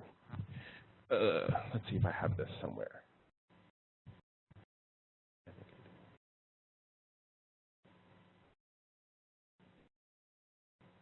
Yeah, okay. So the question is, how would I change that? Sorry, I'm going through multiple windows for those of you online. I'm just setting things up so we can do this. Okay, so here's this. Here's the HTML I showed you on the slideshow. Here's the CSS. I'll get to hover in a second. So the question was, if I wanted to change Singer and DJ, how would I do that? There are a couple of ways you can do it. So using, you could add a class to it, or you can add a class or ID, right? So let's say we give this div a class. We say, let's give it a class, blue. Huh? Role. Let's do it. Class of role. Which you would go into the CSS and say, using what we just learned about children, you could either do role, give me I want the direct child, that's an H1, and make its color, give me a color. blue.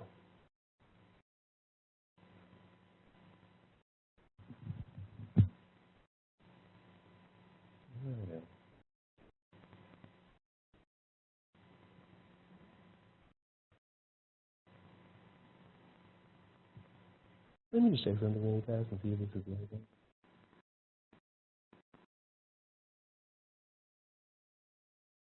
Yeah, this is neat.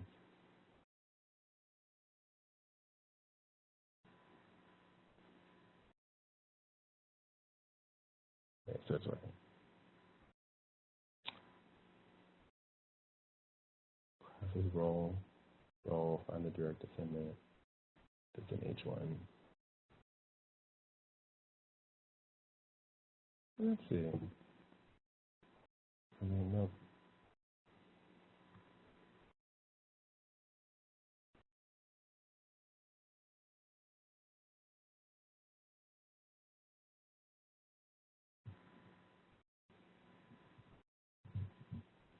Oh, I know why that's happening. Oh, got it. Sorry.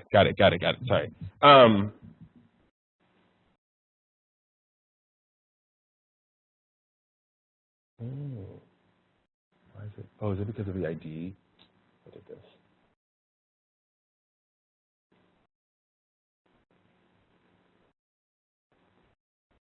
There we go. Okay, that's what I thought. Okay, so this brings up an interesting thing about CSS.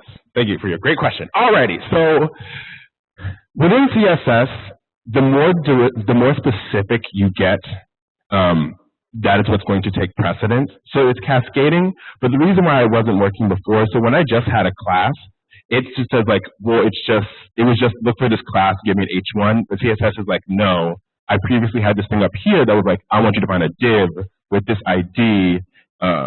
Yes, find div with this ID and give me the H1s for it, which was a much more specific.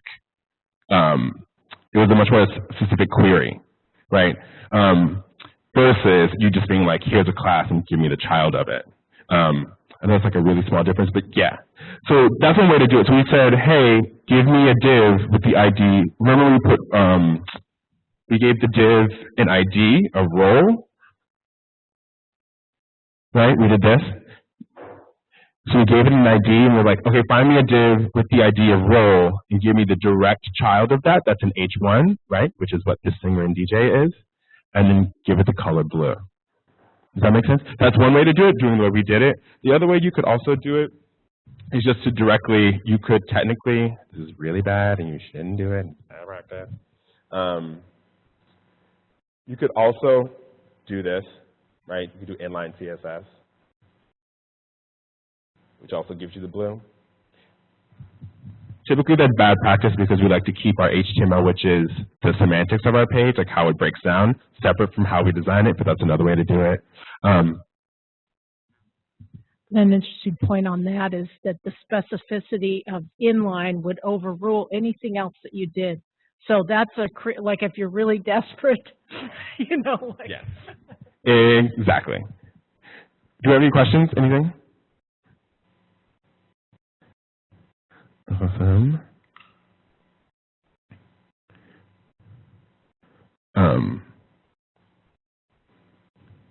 We went over that. So there's also things called pseudo classes in CSS, which are keywords that are added to selectors that specify the state of an element to be selected. So it lets you apply style in relationship to the document tree, which is traditional selectors as we know. The history of the navigator, so if it's a link and it's been clicked, it can have a class called visited. The status of the content, such as checked, or the position of the mouse, which is hover. So going back to our example we had here, right? When I go last album is black, but when I hover, it's purple. How does that happen? Magic, or because of CSS. Right, so we had this H3, and I set the pseudo class called hover, and I said, which says, when it's being hovered, change its color to purple. Right, so that's how that happens. And I believe there's a question. Selecting things that still haven't mastered. So you're saying the fact that you use an ID overrules the type selector. Yes. So IDs do overrule. Oh, the question was, the fact that we use an ID overrules the type selector, and yes. So there are a couple of things. One, IDs are really specific, so it's always going to look at an ID first. And also the more specific you get about it. So if you say like a div with an ID and a class, it's always going to overrule, just so you see practically. So it's something like, saying something like div with a bio and a class and giving it something here is always going to overrule something if someone just did this. Right? Just a class is going to be overruled, even though it is lower. CSS says no. If I tell you to take a div with an ID and a class, it's going to listen to this over this. Yes. Great question. Any other questions?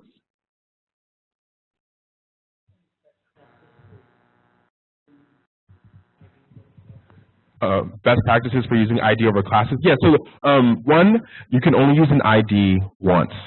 So the thing about classes is that you apply classes all over the place, anywhere you want. But IDs you want to have specifically one. For every ID, you use IDs only once on a, let me say this again. You can use the same class multiple places on a page, but you only use an ID in one place on a page. So you can have multiple IDs, right? The way that technically how when you use links on a page that scrolls you down to different parts of it, they use the hashes. The hashes are based on IDs. This is getting to HTML skills, but like you can have multiple IDs on a page, but an ID should only be on one element. Mm-hmm.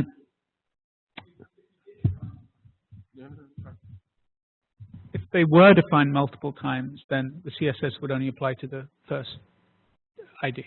Mm-hmm. Well, yeah. So you should only use an ID once, so it'll apply to the. Technically, if you use an ID more than once, it will apply it, but it's just a bad practice, and that's where you should use a class. Yes. Does that make sense? The purpose of IDs is specific. Okay, yeah. So the question is, what is the purpose of IDs? IDs in one, as I mentioned. So if I show you, one, IDs allow you to move around on your page. So if we go back here and I say href and I say hash bio. I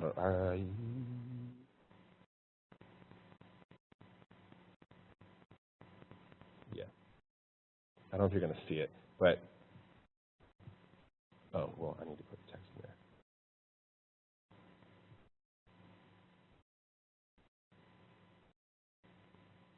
there. Well, this isn't long enough. How would I? So when you use this href and you do hash bio, right, this is looking for an ID of bio. Technically what it will do is it will take you to this. I don't have a lot of things on our page. So I can't particularly show, but like that's one reason to use them. So like you can use IDs to sort of like maneuver yourself around a page. That's one thing. Also, it is really good for. So the other thing is you can use IDs because of the CSS specificity, right? So let's say if I say the class equals orange, right? And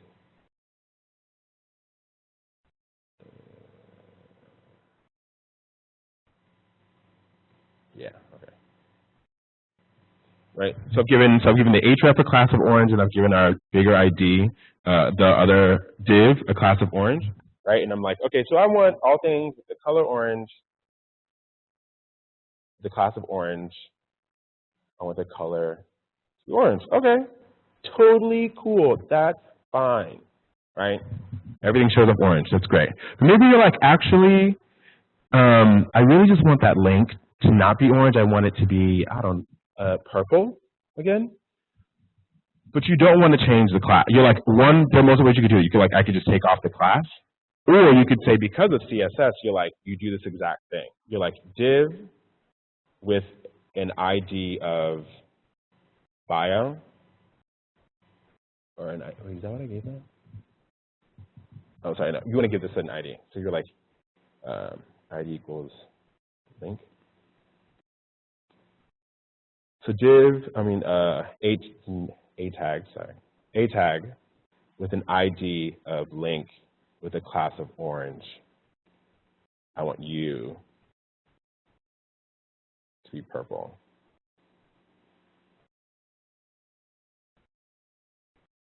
Oh, I need to save it. And this is so keep in mind this is a really short page, but you can imagine if you have a much longer page, what you could have done, you could have deleted this orange, right? That's totally fine. But if you sort of had like a huge div with lots of things inside of it and you're using that selector for that, you wouldn't want to do that because it's going to affect everything that's inside of it.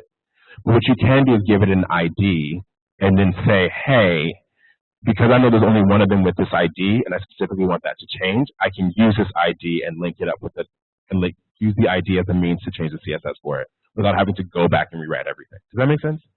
So it's also one about navigation, but also allows you sort of specificity when it comes to your CSS.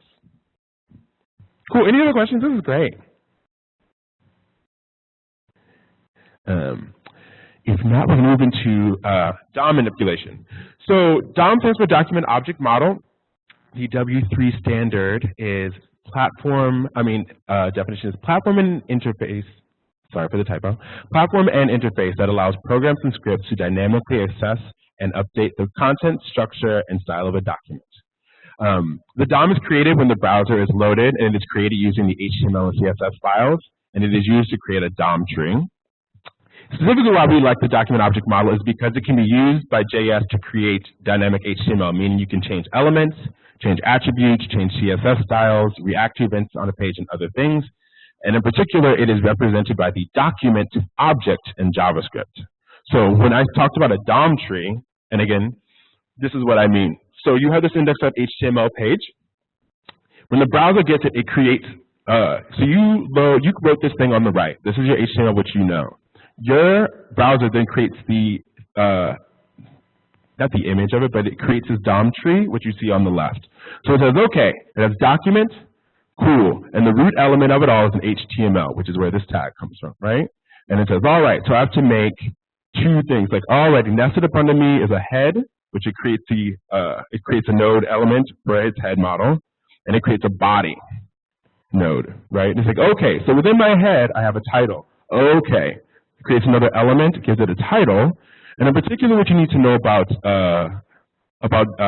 nodes is that it's going to create a node for the element, but it's also going to create nodes for the text. And as we'll see later, it also creates elements for the attribute. And those are three different things, right? So again, going back, it has a title and it says, okay, within title, it has text, which is my title. Cool, done. Goes back to this body and it's like, all right, within body, I have this href, you have this a tag, cool, which creates an element. And within that, it has an attribute of href, cool, so let's create a node for its href. And it also creates a text node because it includes text, which is my link, right? Boom, it's created. Then it looks at its H1, and it's like, okay, well, I need to make another node, and then within that, I just have a text. So if I also had another attribute, it would have created, if I had an attribute on H1, it would have created another node for that as well. So the document, when it sort of creates this node tree, and this is important for what we're about to do, just to get an idea. Does this all make sense, how this is created from this? Awesome.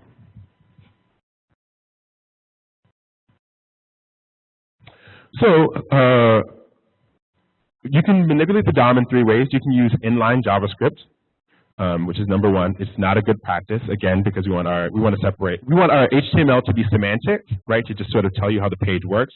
We don't want it to actually do work.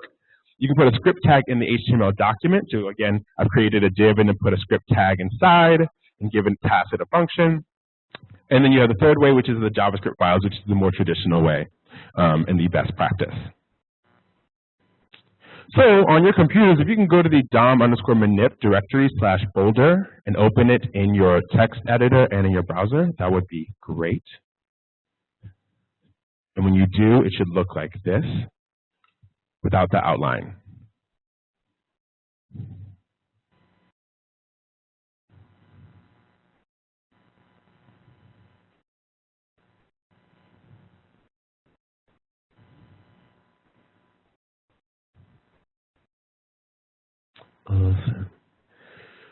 So You can access, so as we were mentioning before, with the node tree, so you can access an element using methods. Ones commonly use a document.getElement by ID, document.getElement by class name, document.querySelector, and document.querySelectorAll. So as I mentioned before, this document is the object that is created by the document object model. So that's what I meant by earlier when I said that it is accessible by the document object. This is that document object. So if we look at our index page, alrighty, if you look at script.js, you see that I've created a variable, created 4 variables, and I'm using the different methods: getElement by ID, title, getElement by class name, bio, document.querySelector member by class member, by querySelectorAll member. Looking at our index.html page, right? So getElement by ID, it searches the page and finds the element that has an ID title, which should be this H1, right? So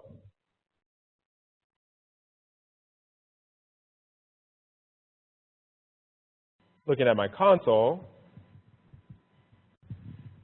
I said, okay, get this element with the ID, and I want you to log it to the console for me. When you do that,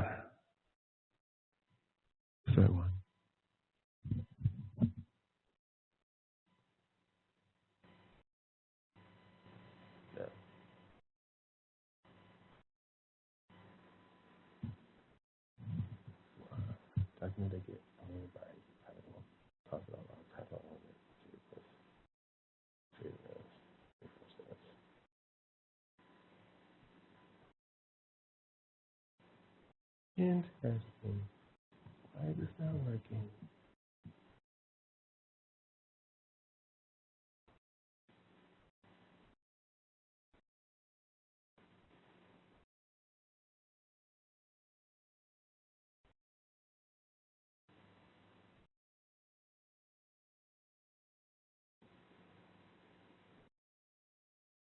Oh, you want to know why this isn't working, everyone? Let me tell you about a best practice that I just didn't do. What's missing on this HTML page?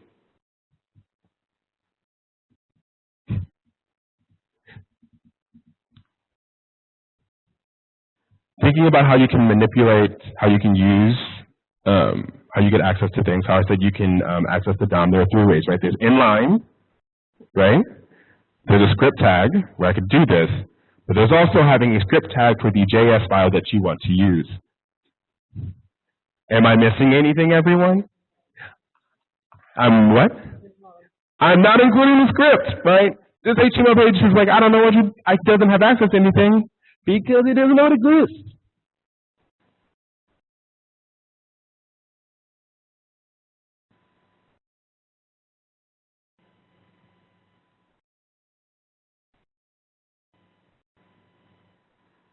Awesome. Look at that. Include that, and look what comes up in our console. Look at these beautiful things, right? So in our script.js, we said document getElement by ID. I want to find the element with the ID title, right, which would be our H1, right, here. And then I said document.getElement by class name bio, right? Here's the class bio, so I want this entire, give me this entire div, right? And so when we look at our page, we see that H1 gives us our title, and then we see here that there's our div with bio. So we can continue. So document querySelectorAll, give me all things.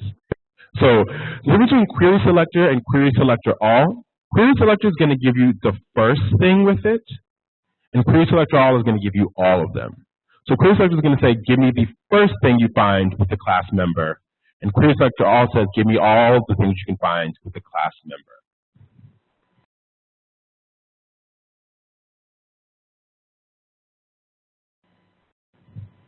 Boom. So the first thing we saw was this LI, with Beyonce Knowles, right? Looking at our HTML. class member, the first thing is Beyonce knows, but all these other ones have it. So query selector all. So query selector just gives me Beyonce, this li. Query selector all gives me every single li. Everyone with me so far? Make sense? Awesome. So what you'll notice in particular about get elements by class name and about query selector all in your console is that they're arrays, right? So they gave them back to you, but this is an array, and these LIs are arrays. But what do we know about arrays? That you can, how do you access things within arrays? By element, right? You get them by knowing their index, right? So, in terms of DOM manipulation, some things are going to pass back to you. Some methods are going to return arrays, as I mentioned, which is query selector all and get elements by class name. And the way to access those is we use item, which is a method, and you give it the index, or you just use our traditional array syntax, right?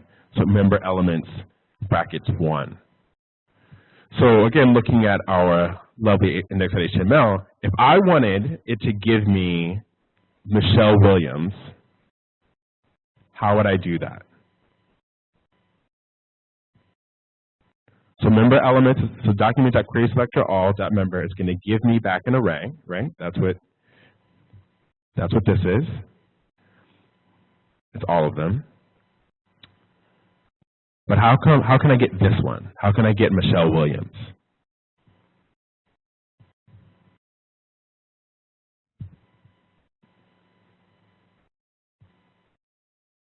So it's passing back an array with all 6 of these. Huh? You put li 3 times. That's one thing. Remember, this is an array. Remember, elements is just an array. And arrays have indexes starting with 0. And Michelle Williams is the 3rd thing. So how would I do that? Or is it the 4th? It's 3rd. Huh? 0, 1, 2. Right. So if I would do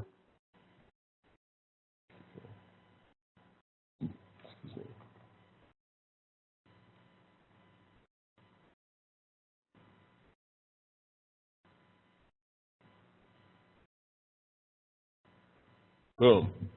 There's Michelle Williams.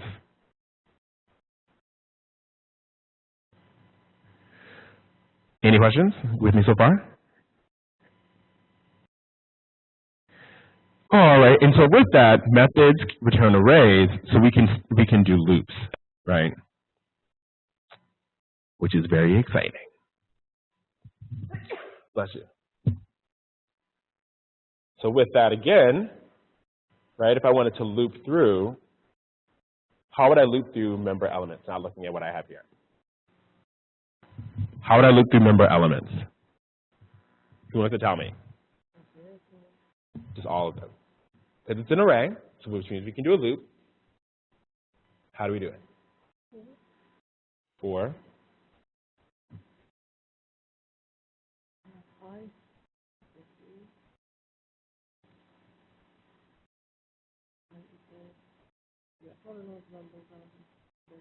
huh? You don't need to. The question was, how do we know the number of elements? But to do this for loop, you don't have to, right? You can just check the length of the array.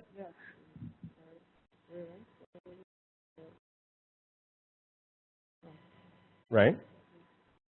And then here.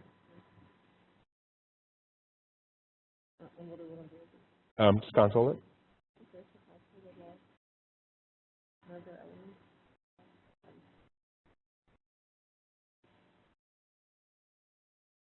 Boom, there you all are. Lovely. This is beautiful. So with that, you're like, okay, well, that's great, but like, what is that going to do for me? That doesn't give me anything, right? It just like gives me the LIs, which is where the DOM manipulation with text content comes in. So with that, you have 3 properties. You have inner HTML, which returns the text and the HTML content. You have text content, which returns text and does not obey CSS, which I will get into in a second. and inner text, which returns text and does obey CSS. So when I say obey CSS, if you have on a page that the CSS of something, its visibility is hidden, text content will still give you that content even if it's technically hidden on the page. Inner text listens to CSS and says, if it's hidden on the page, I'm not giving it back to you. So going back to our page,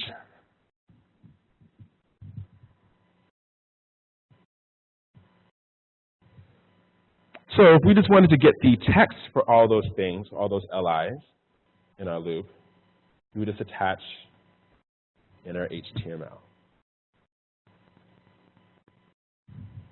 Boom. There's all you want. That's your text, right? You do the same thing for text content.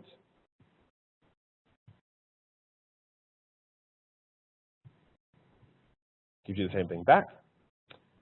And you can also do it for inner text.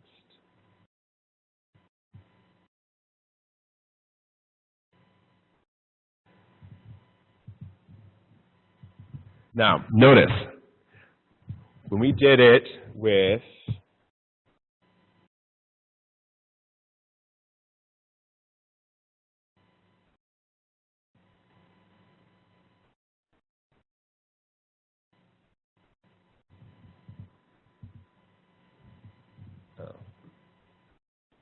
maybe I shouldn't do that way. Do that and do this. Right, so when we do inner text, you'll see that there's a line here that has 2, right, where it's blank.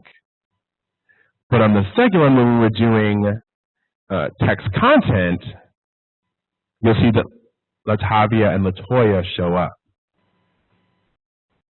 And this is because, as I mentioned, if you look at our CSS, we have this first iter, this class of first iter, which the visibility is hidden. And if you look at our HTML, Latavia and Latoya on these LIs have this class, right? So they're hidden on the page, right? So when you look at this page, actually, you don't see them at all. When you run our code, right, when you run the code, they still show up when you do text content, but when you do inner text, they don't, because inner text obeys CSS and text content does not. Does that make sense? With me so far? Awesome.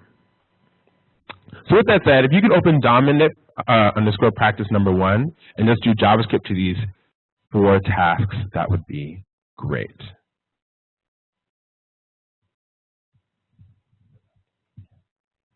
And I'm going to give you a couple of minutes to do that.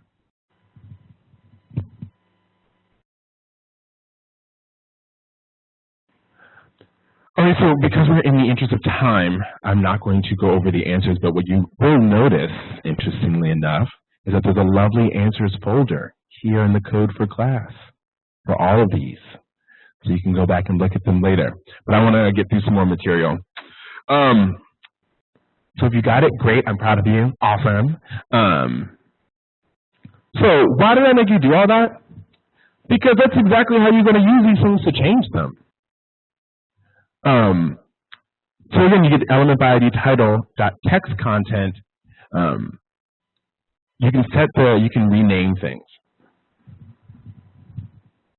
Right. So if we go into our script.js and we say, okay, well, I want to change it from Solange Knowles to Tina, right? Using a text content attribute, we can reset the text that's inside. So it used to be Beyonce, becomes Tina. What? That's crazy, right? You're like Michelle Williams. I don't even like her that much.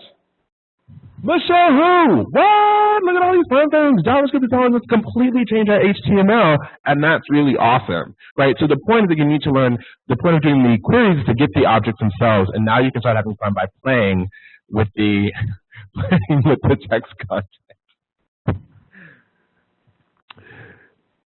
You can also change the CSS for your objects, right?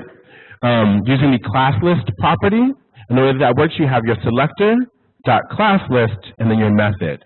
And you have 3 methods for class list. You have add, so you give it a class name. You can give it one or numerous class names. You can remove a class, or you can check to see if a class name is present. If it is, returns true if it's present, returns false if it's not. So the examples I have up here, so you have varchar, which is document get elements by class name, which is second iter, right? Class name is going to return an array to me. So I want the first thing on that array, which is why the 0. And then I say var.classlist add green and red. The same thing applies if I want to remove, so I would do var.classlist.remove. So again, going back here, right? So we get looking at our HTML, right? There's only one. Even if there's only one thing that has that class, it's still going to pass it back as an array, right? So we want Farrah has this class second iter. So we get it, and we want the first thing, which is that li, and then we're going to change the class list and add green and red.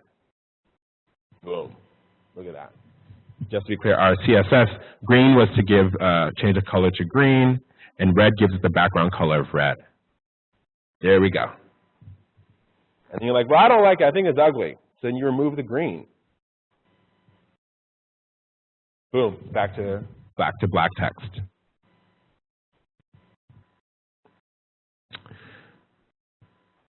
So you can also manipulate the DOM itself. So this one is a little bit more complicated, just a tiny bit. So one, you want to create the element that you want. So you use document.createElement method, and you say what type of element you want. It's an li, do you want it to be a paragraph, do you want it to be a div, whatever is your fancy. The world is your oyster. And then you create a text node, if in particular, if you want one, right? So again, looking back at remember our lovely tree, remember I said that it's going to create elements, and then if it has attributes, and it's also going to create text nodes, right? So when you create a new element, you have to tell it not only, hey, I need you to create this element for me, but I need you to also create this text node for me because I want text inside of it. So you create an element, and you create a new text node, and you say, this is what I want inside of it, new member, for example. And then you're going to append the text node to the element, right, with the append child. Looking at our tree again, exactly, you created the element and you created a node, but you're like, hey, I need these two things to be attached. So that's what the append child does. And then you find the position of the desired element, right? So in this case, I said find the unordered list. Find all the unordered lists, give me the first one back, which on our page is just going to be that one with all the lists of the members. So you find it, and I'd save it to a variable called position, and then you append the new element to the position, right? So position.append child new element, right? Again, remembering that all this is happening because the computer thinks of it in this capacity, right? So you create an element and you created a text thing, you had to append them. You're like, okay, cool. Then you're like, hey, give me this other element out here, and I want you to append my new element to that one, and then it sticks to it. Does that all make sense? Making sense?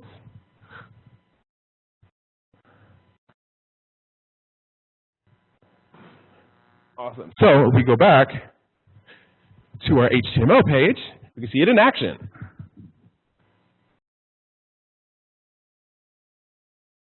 Right? So we create our element li, give it the text node new member, append the class. Oh, you can also append classes, right, in the midst of this, right? So you created this element, we created this text node, but then I was like, hey, on this new element, I want you to find its classes and add this one called new member. Then I want you to append the text node to the element, and then I want you to find this unordered list. And looking at our index.html, remember, it's going to give me back this one. And I said, give me the first one, which is the only one that's on it, and then append it. And what you get, boom, is this lovely new member down here. Remembering, of course, that we have two members here who are hidden. Is this making sense? Awesome. In the same capacity, to remove an element, you essentially do the same things, remembering how nodes work. Again, So you find the element you want to remove, right? So we just made that new member, and I was like, I don't even like them. So we do the query, get the element by class name new member, right? Because I set that on there. Give me the first one that's back, and I saved it to remove element. You find the parent of the element by using the parent node property, right? So then you just say, hey, parent, remove the child, remove your child element, remove this particular one, remove EL is the element, remove that child. You can technically, so step 2 is optional. So for the shorter syntax, what you can simply do is using that, you can say, hey, find the element, then find its parent node property, and then just remove the child of it, remove the child of that element, rather than doing the second step. I just wanted to show you all 3 steps to know what's actually happening on this one-liner. Everyone with me? We good? Awesome. Again, so we see that in action.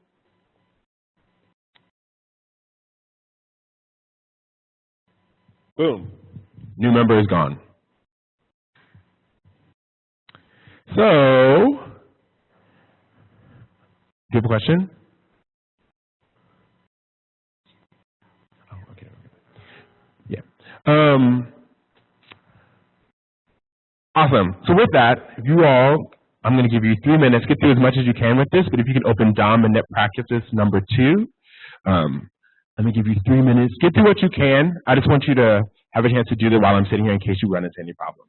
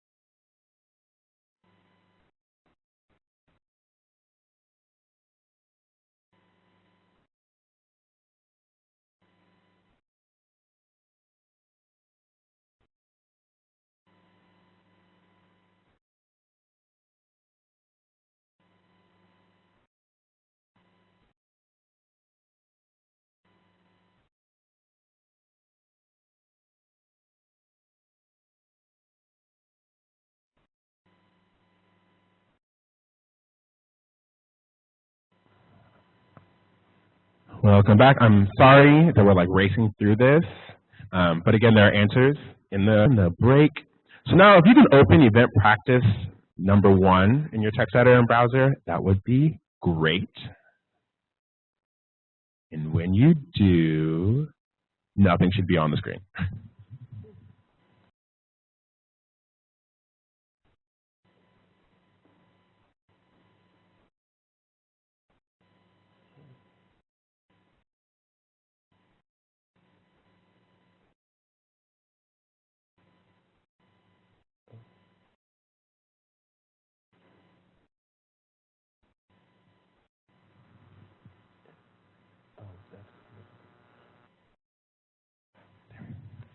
Alrighty. So we talked about text, but there are other things that can happen on your web pages called events. And users tend to interact with websites using events. So events are things like clicking, key up, key down, double clicking, submitting a form, selecting a checkbox. And your browser is really good for listening to events, and we're able to make changes to our website based on these events. Events are fired, which then trigger scripts or lines of code. The steps to get HTML to trigger the scripts are: you select the element, you specify which event you want to listen for, and then it calls the code.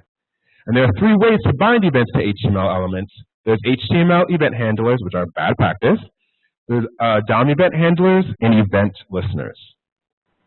So event handlers, which are similar to inline CSS that we've discussed before, looking at the steps, to select the element. For HTML event handlers, technically selecting the element means putting the action on the element itself.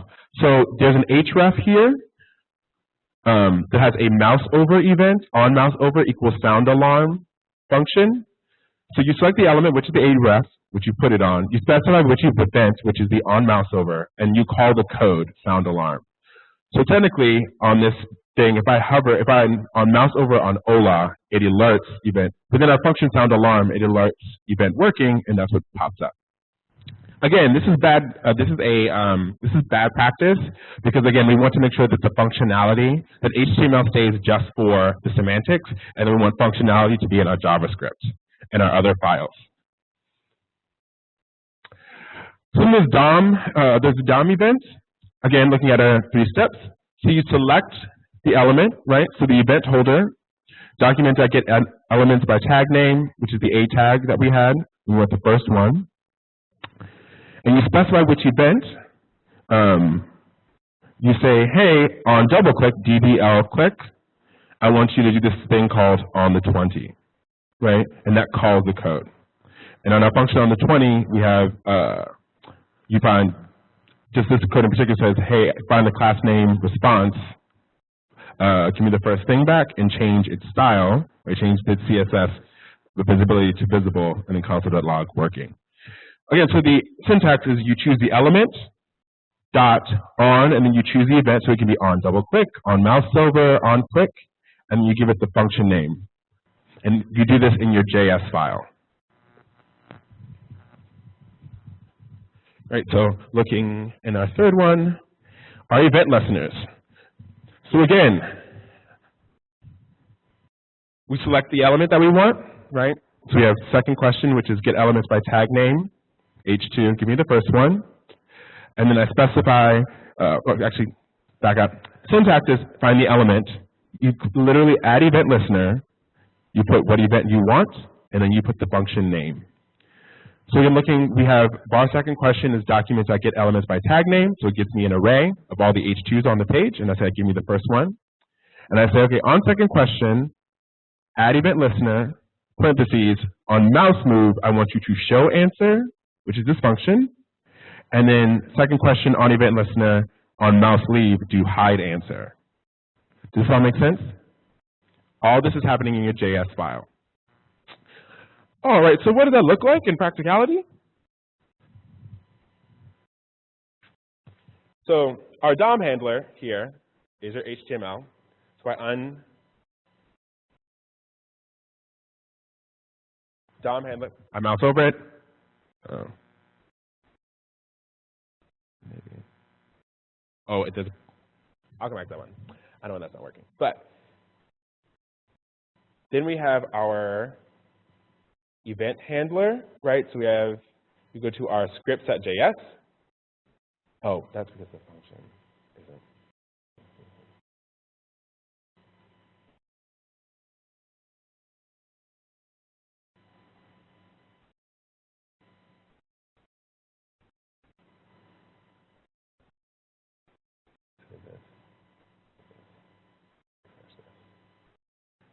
Right. So remember on our DOM handler, we had this on mouse over it should alarm. So I go mouse over it, boom, event working. So then there's this what's happening to the 20. Oh, I need to comment that too.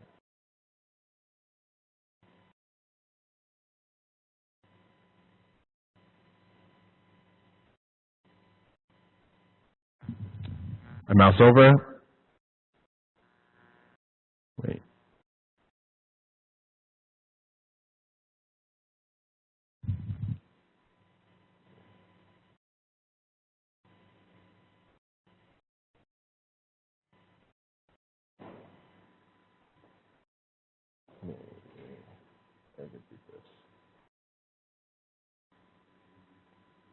Yeah, I think so. That was a bad idea.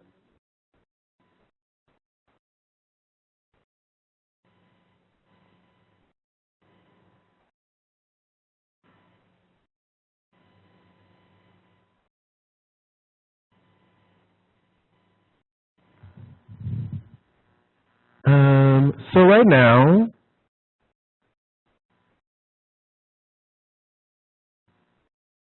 where is this? Oh, you're fine.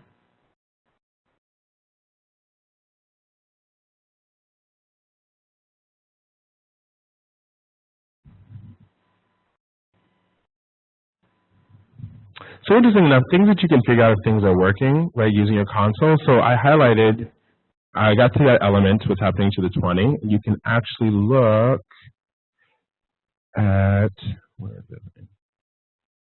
Event listeners. So it doesn't have an event listener on it.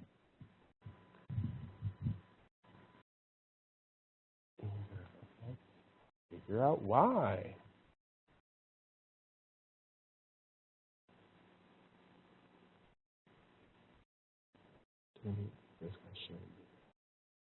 Oh, on double click.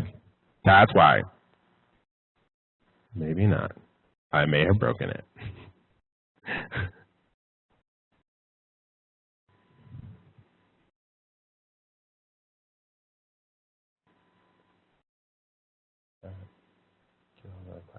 Response.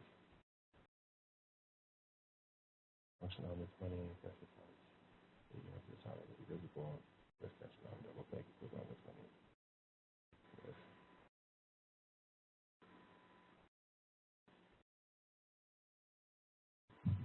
Okay, this isn't working at the moment, but it should, but I'm going to figure it out later. We're just going to keep moving. Oh, I have 5 minutes.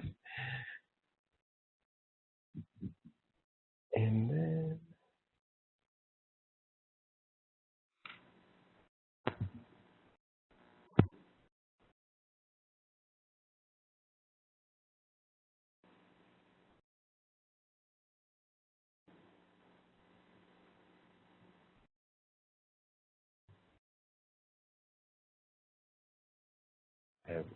oh.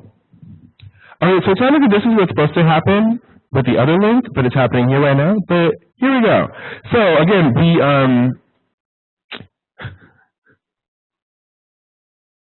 yes, I'm probably pointing that out. So we have these, get the tag name H2, get this response element, right? Looking at our, this is response.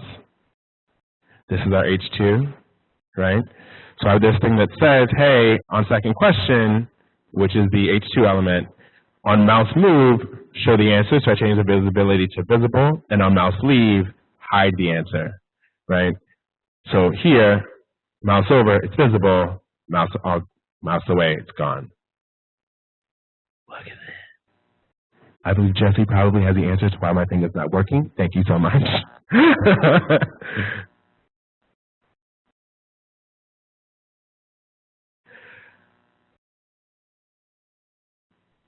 I'm just going to skip over.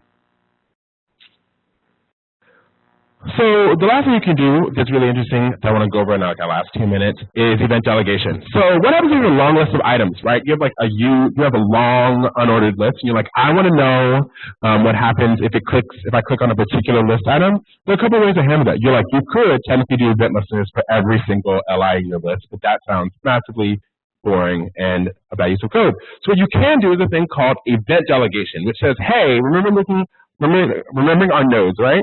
Well, like, what I want to do is look at the parent element, right? So in this list, look at the unordered list tag, and I want to add an event listener on event, and you're going to pass in this event object, right?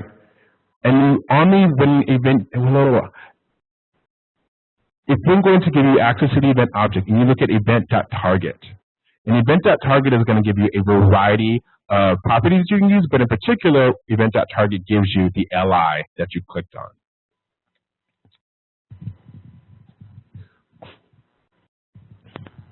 Right, so looking at this next thing, there's this alien list.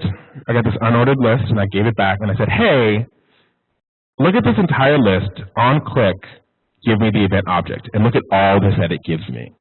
And in particular, it tells me on e.target, on this target, it says, look, it is this LI in particular, and which one? It's the Revelations one. So, looking back at our here, and then I want to do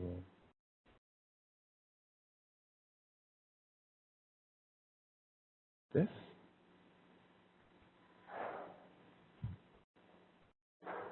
Oh my console. And I say, okay. I click, boom, look at this. Tells me exactly which one I clicked on. Click on this one, so if I move my screen a little bit. It tells me exactly which text I clicked on. Open door, Exodus, cry, right? All of them show up. And the whole point is that our ALI list was this unordered list on our index.html. It's this item, so that I don't have to write elements. I don't have to write event listeners for all of these. Cool, does that make sense? No. Okay, so there's much more clearly to this that I didn't get to, and we didn't even get to touch jQuery. But I just wanted to thank you all for coming. It's been really great. Please feel free to contact me with questions. You all have the slides to continue to work through things, and you have the answers to every single exercise I ask you for. So thank you again for your time, and it's been wonderful. And I just have a couple of notes to add to that. First of all, we will be sending out a post-course survey, and we would love to have your feedback on that. So please keep an eye out for that. We send it out with the link to the recording, so you can go over this material again. The second thing is we sent out to the entire Department of Commerce community a program evaluation survey for the Commerce Data Academy. So that's your chance to give us candid, open feedback about our classes and things that you'd like to see us teach in the future, et cetera. So please keep an eye out for those two emails, and we'd love to have your feedback. And thanks again for joining us today for Intermediate JavaScript. And also, our next class will be on Tuesday, March 7th. It will be Cybersecurity for Managers. So if you're interested in cybersecurity, we'll be sending out that broadcast email in the next few days or so. Thanks. Bye.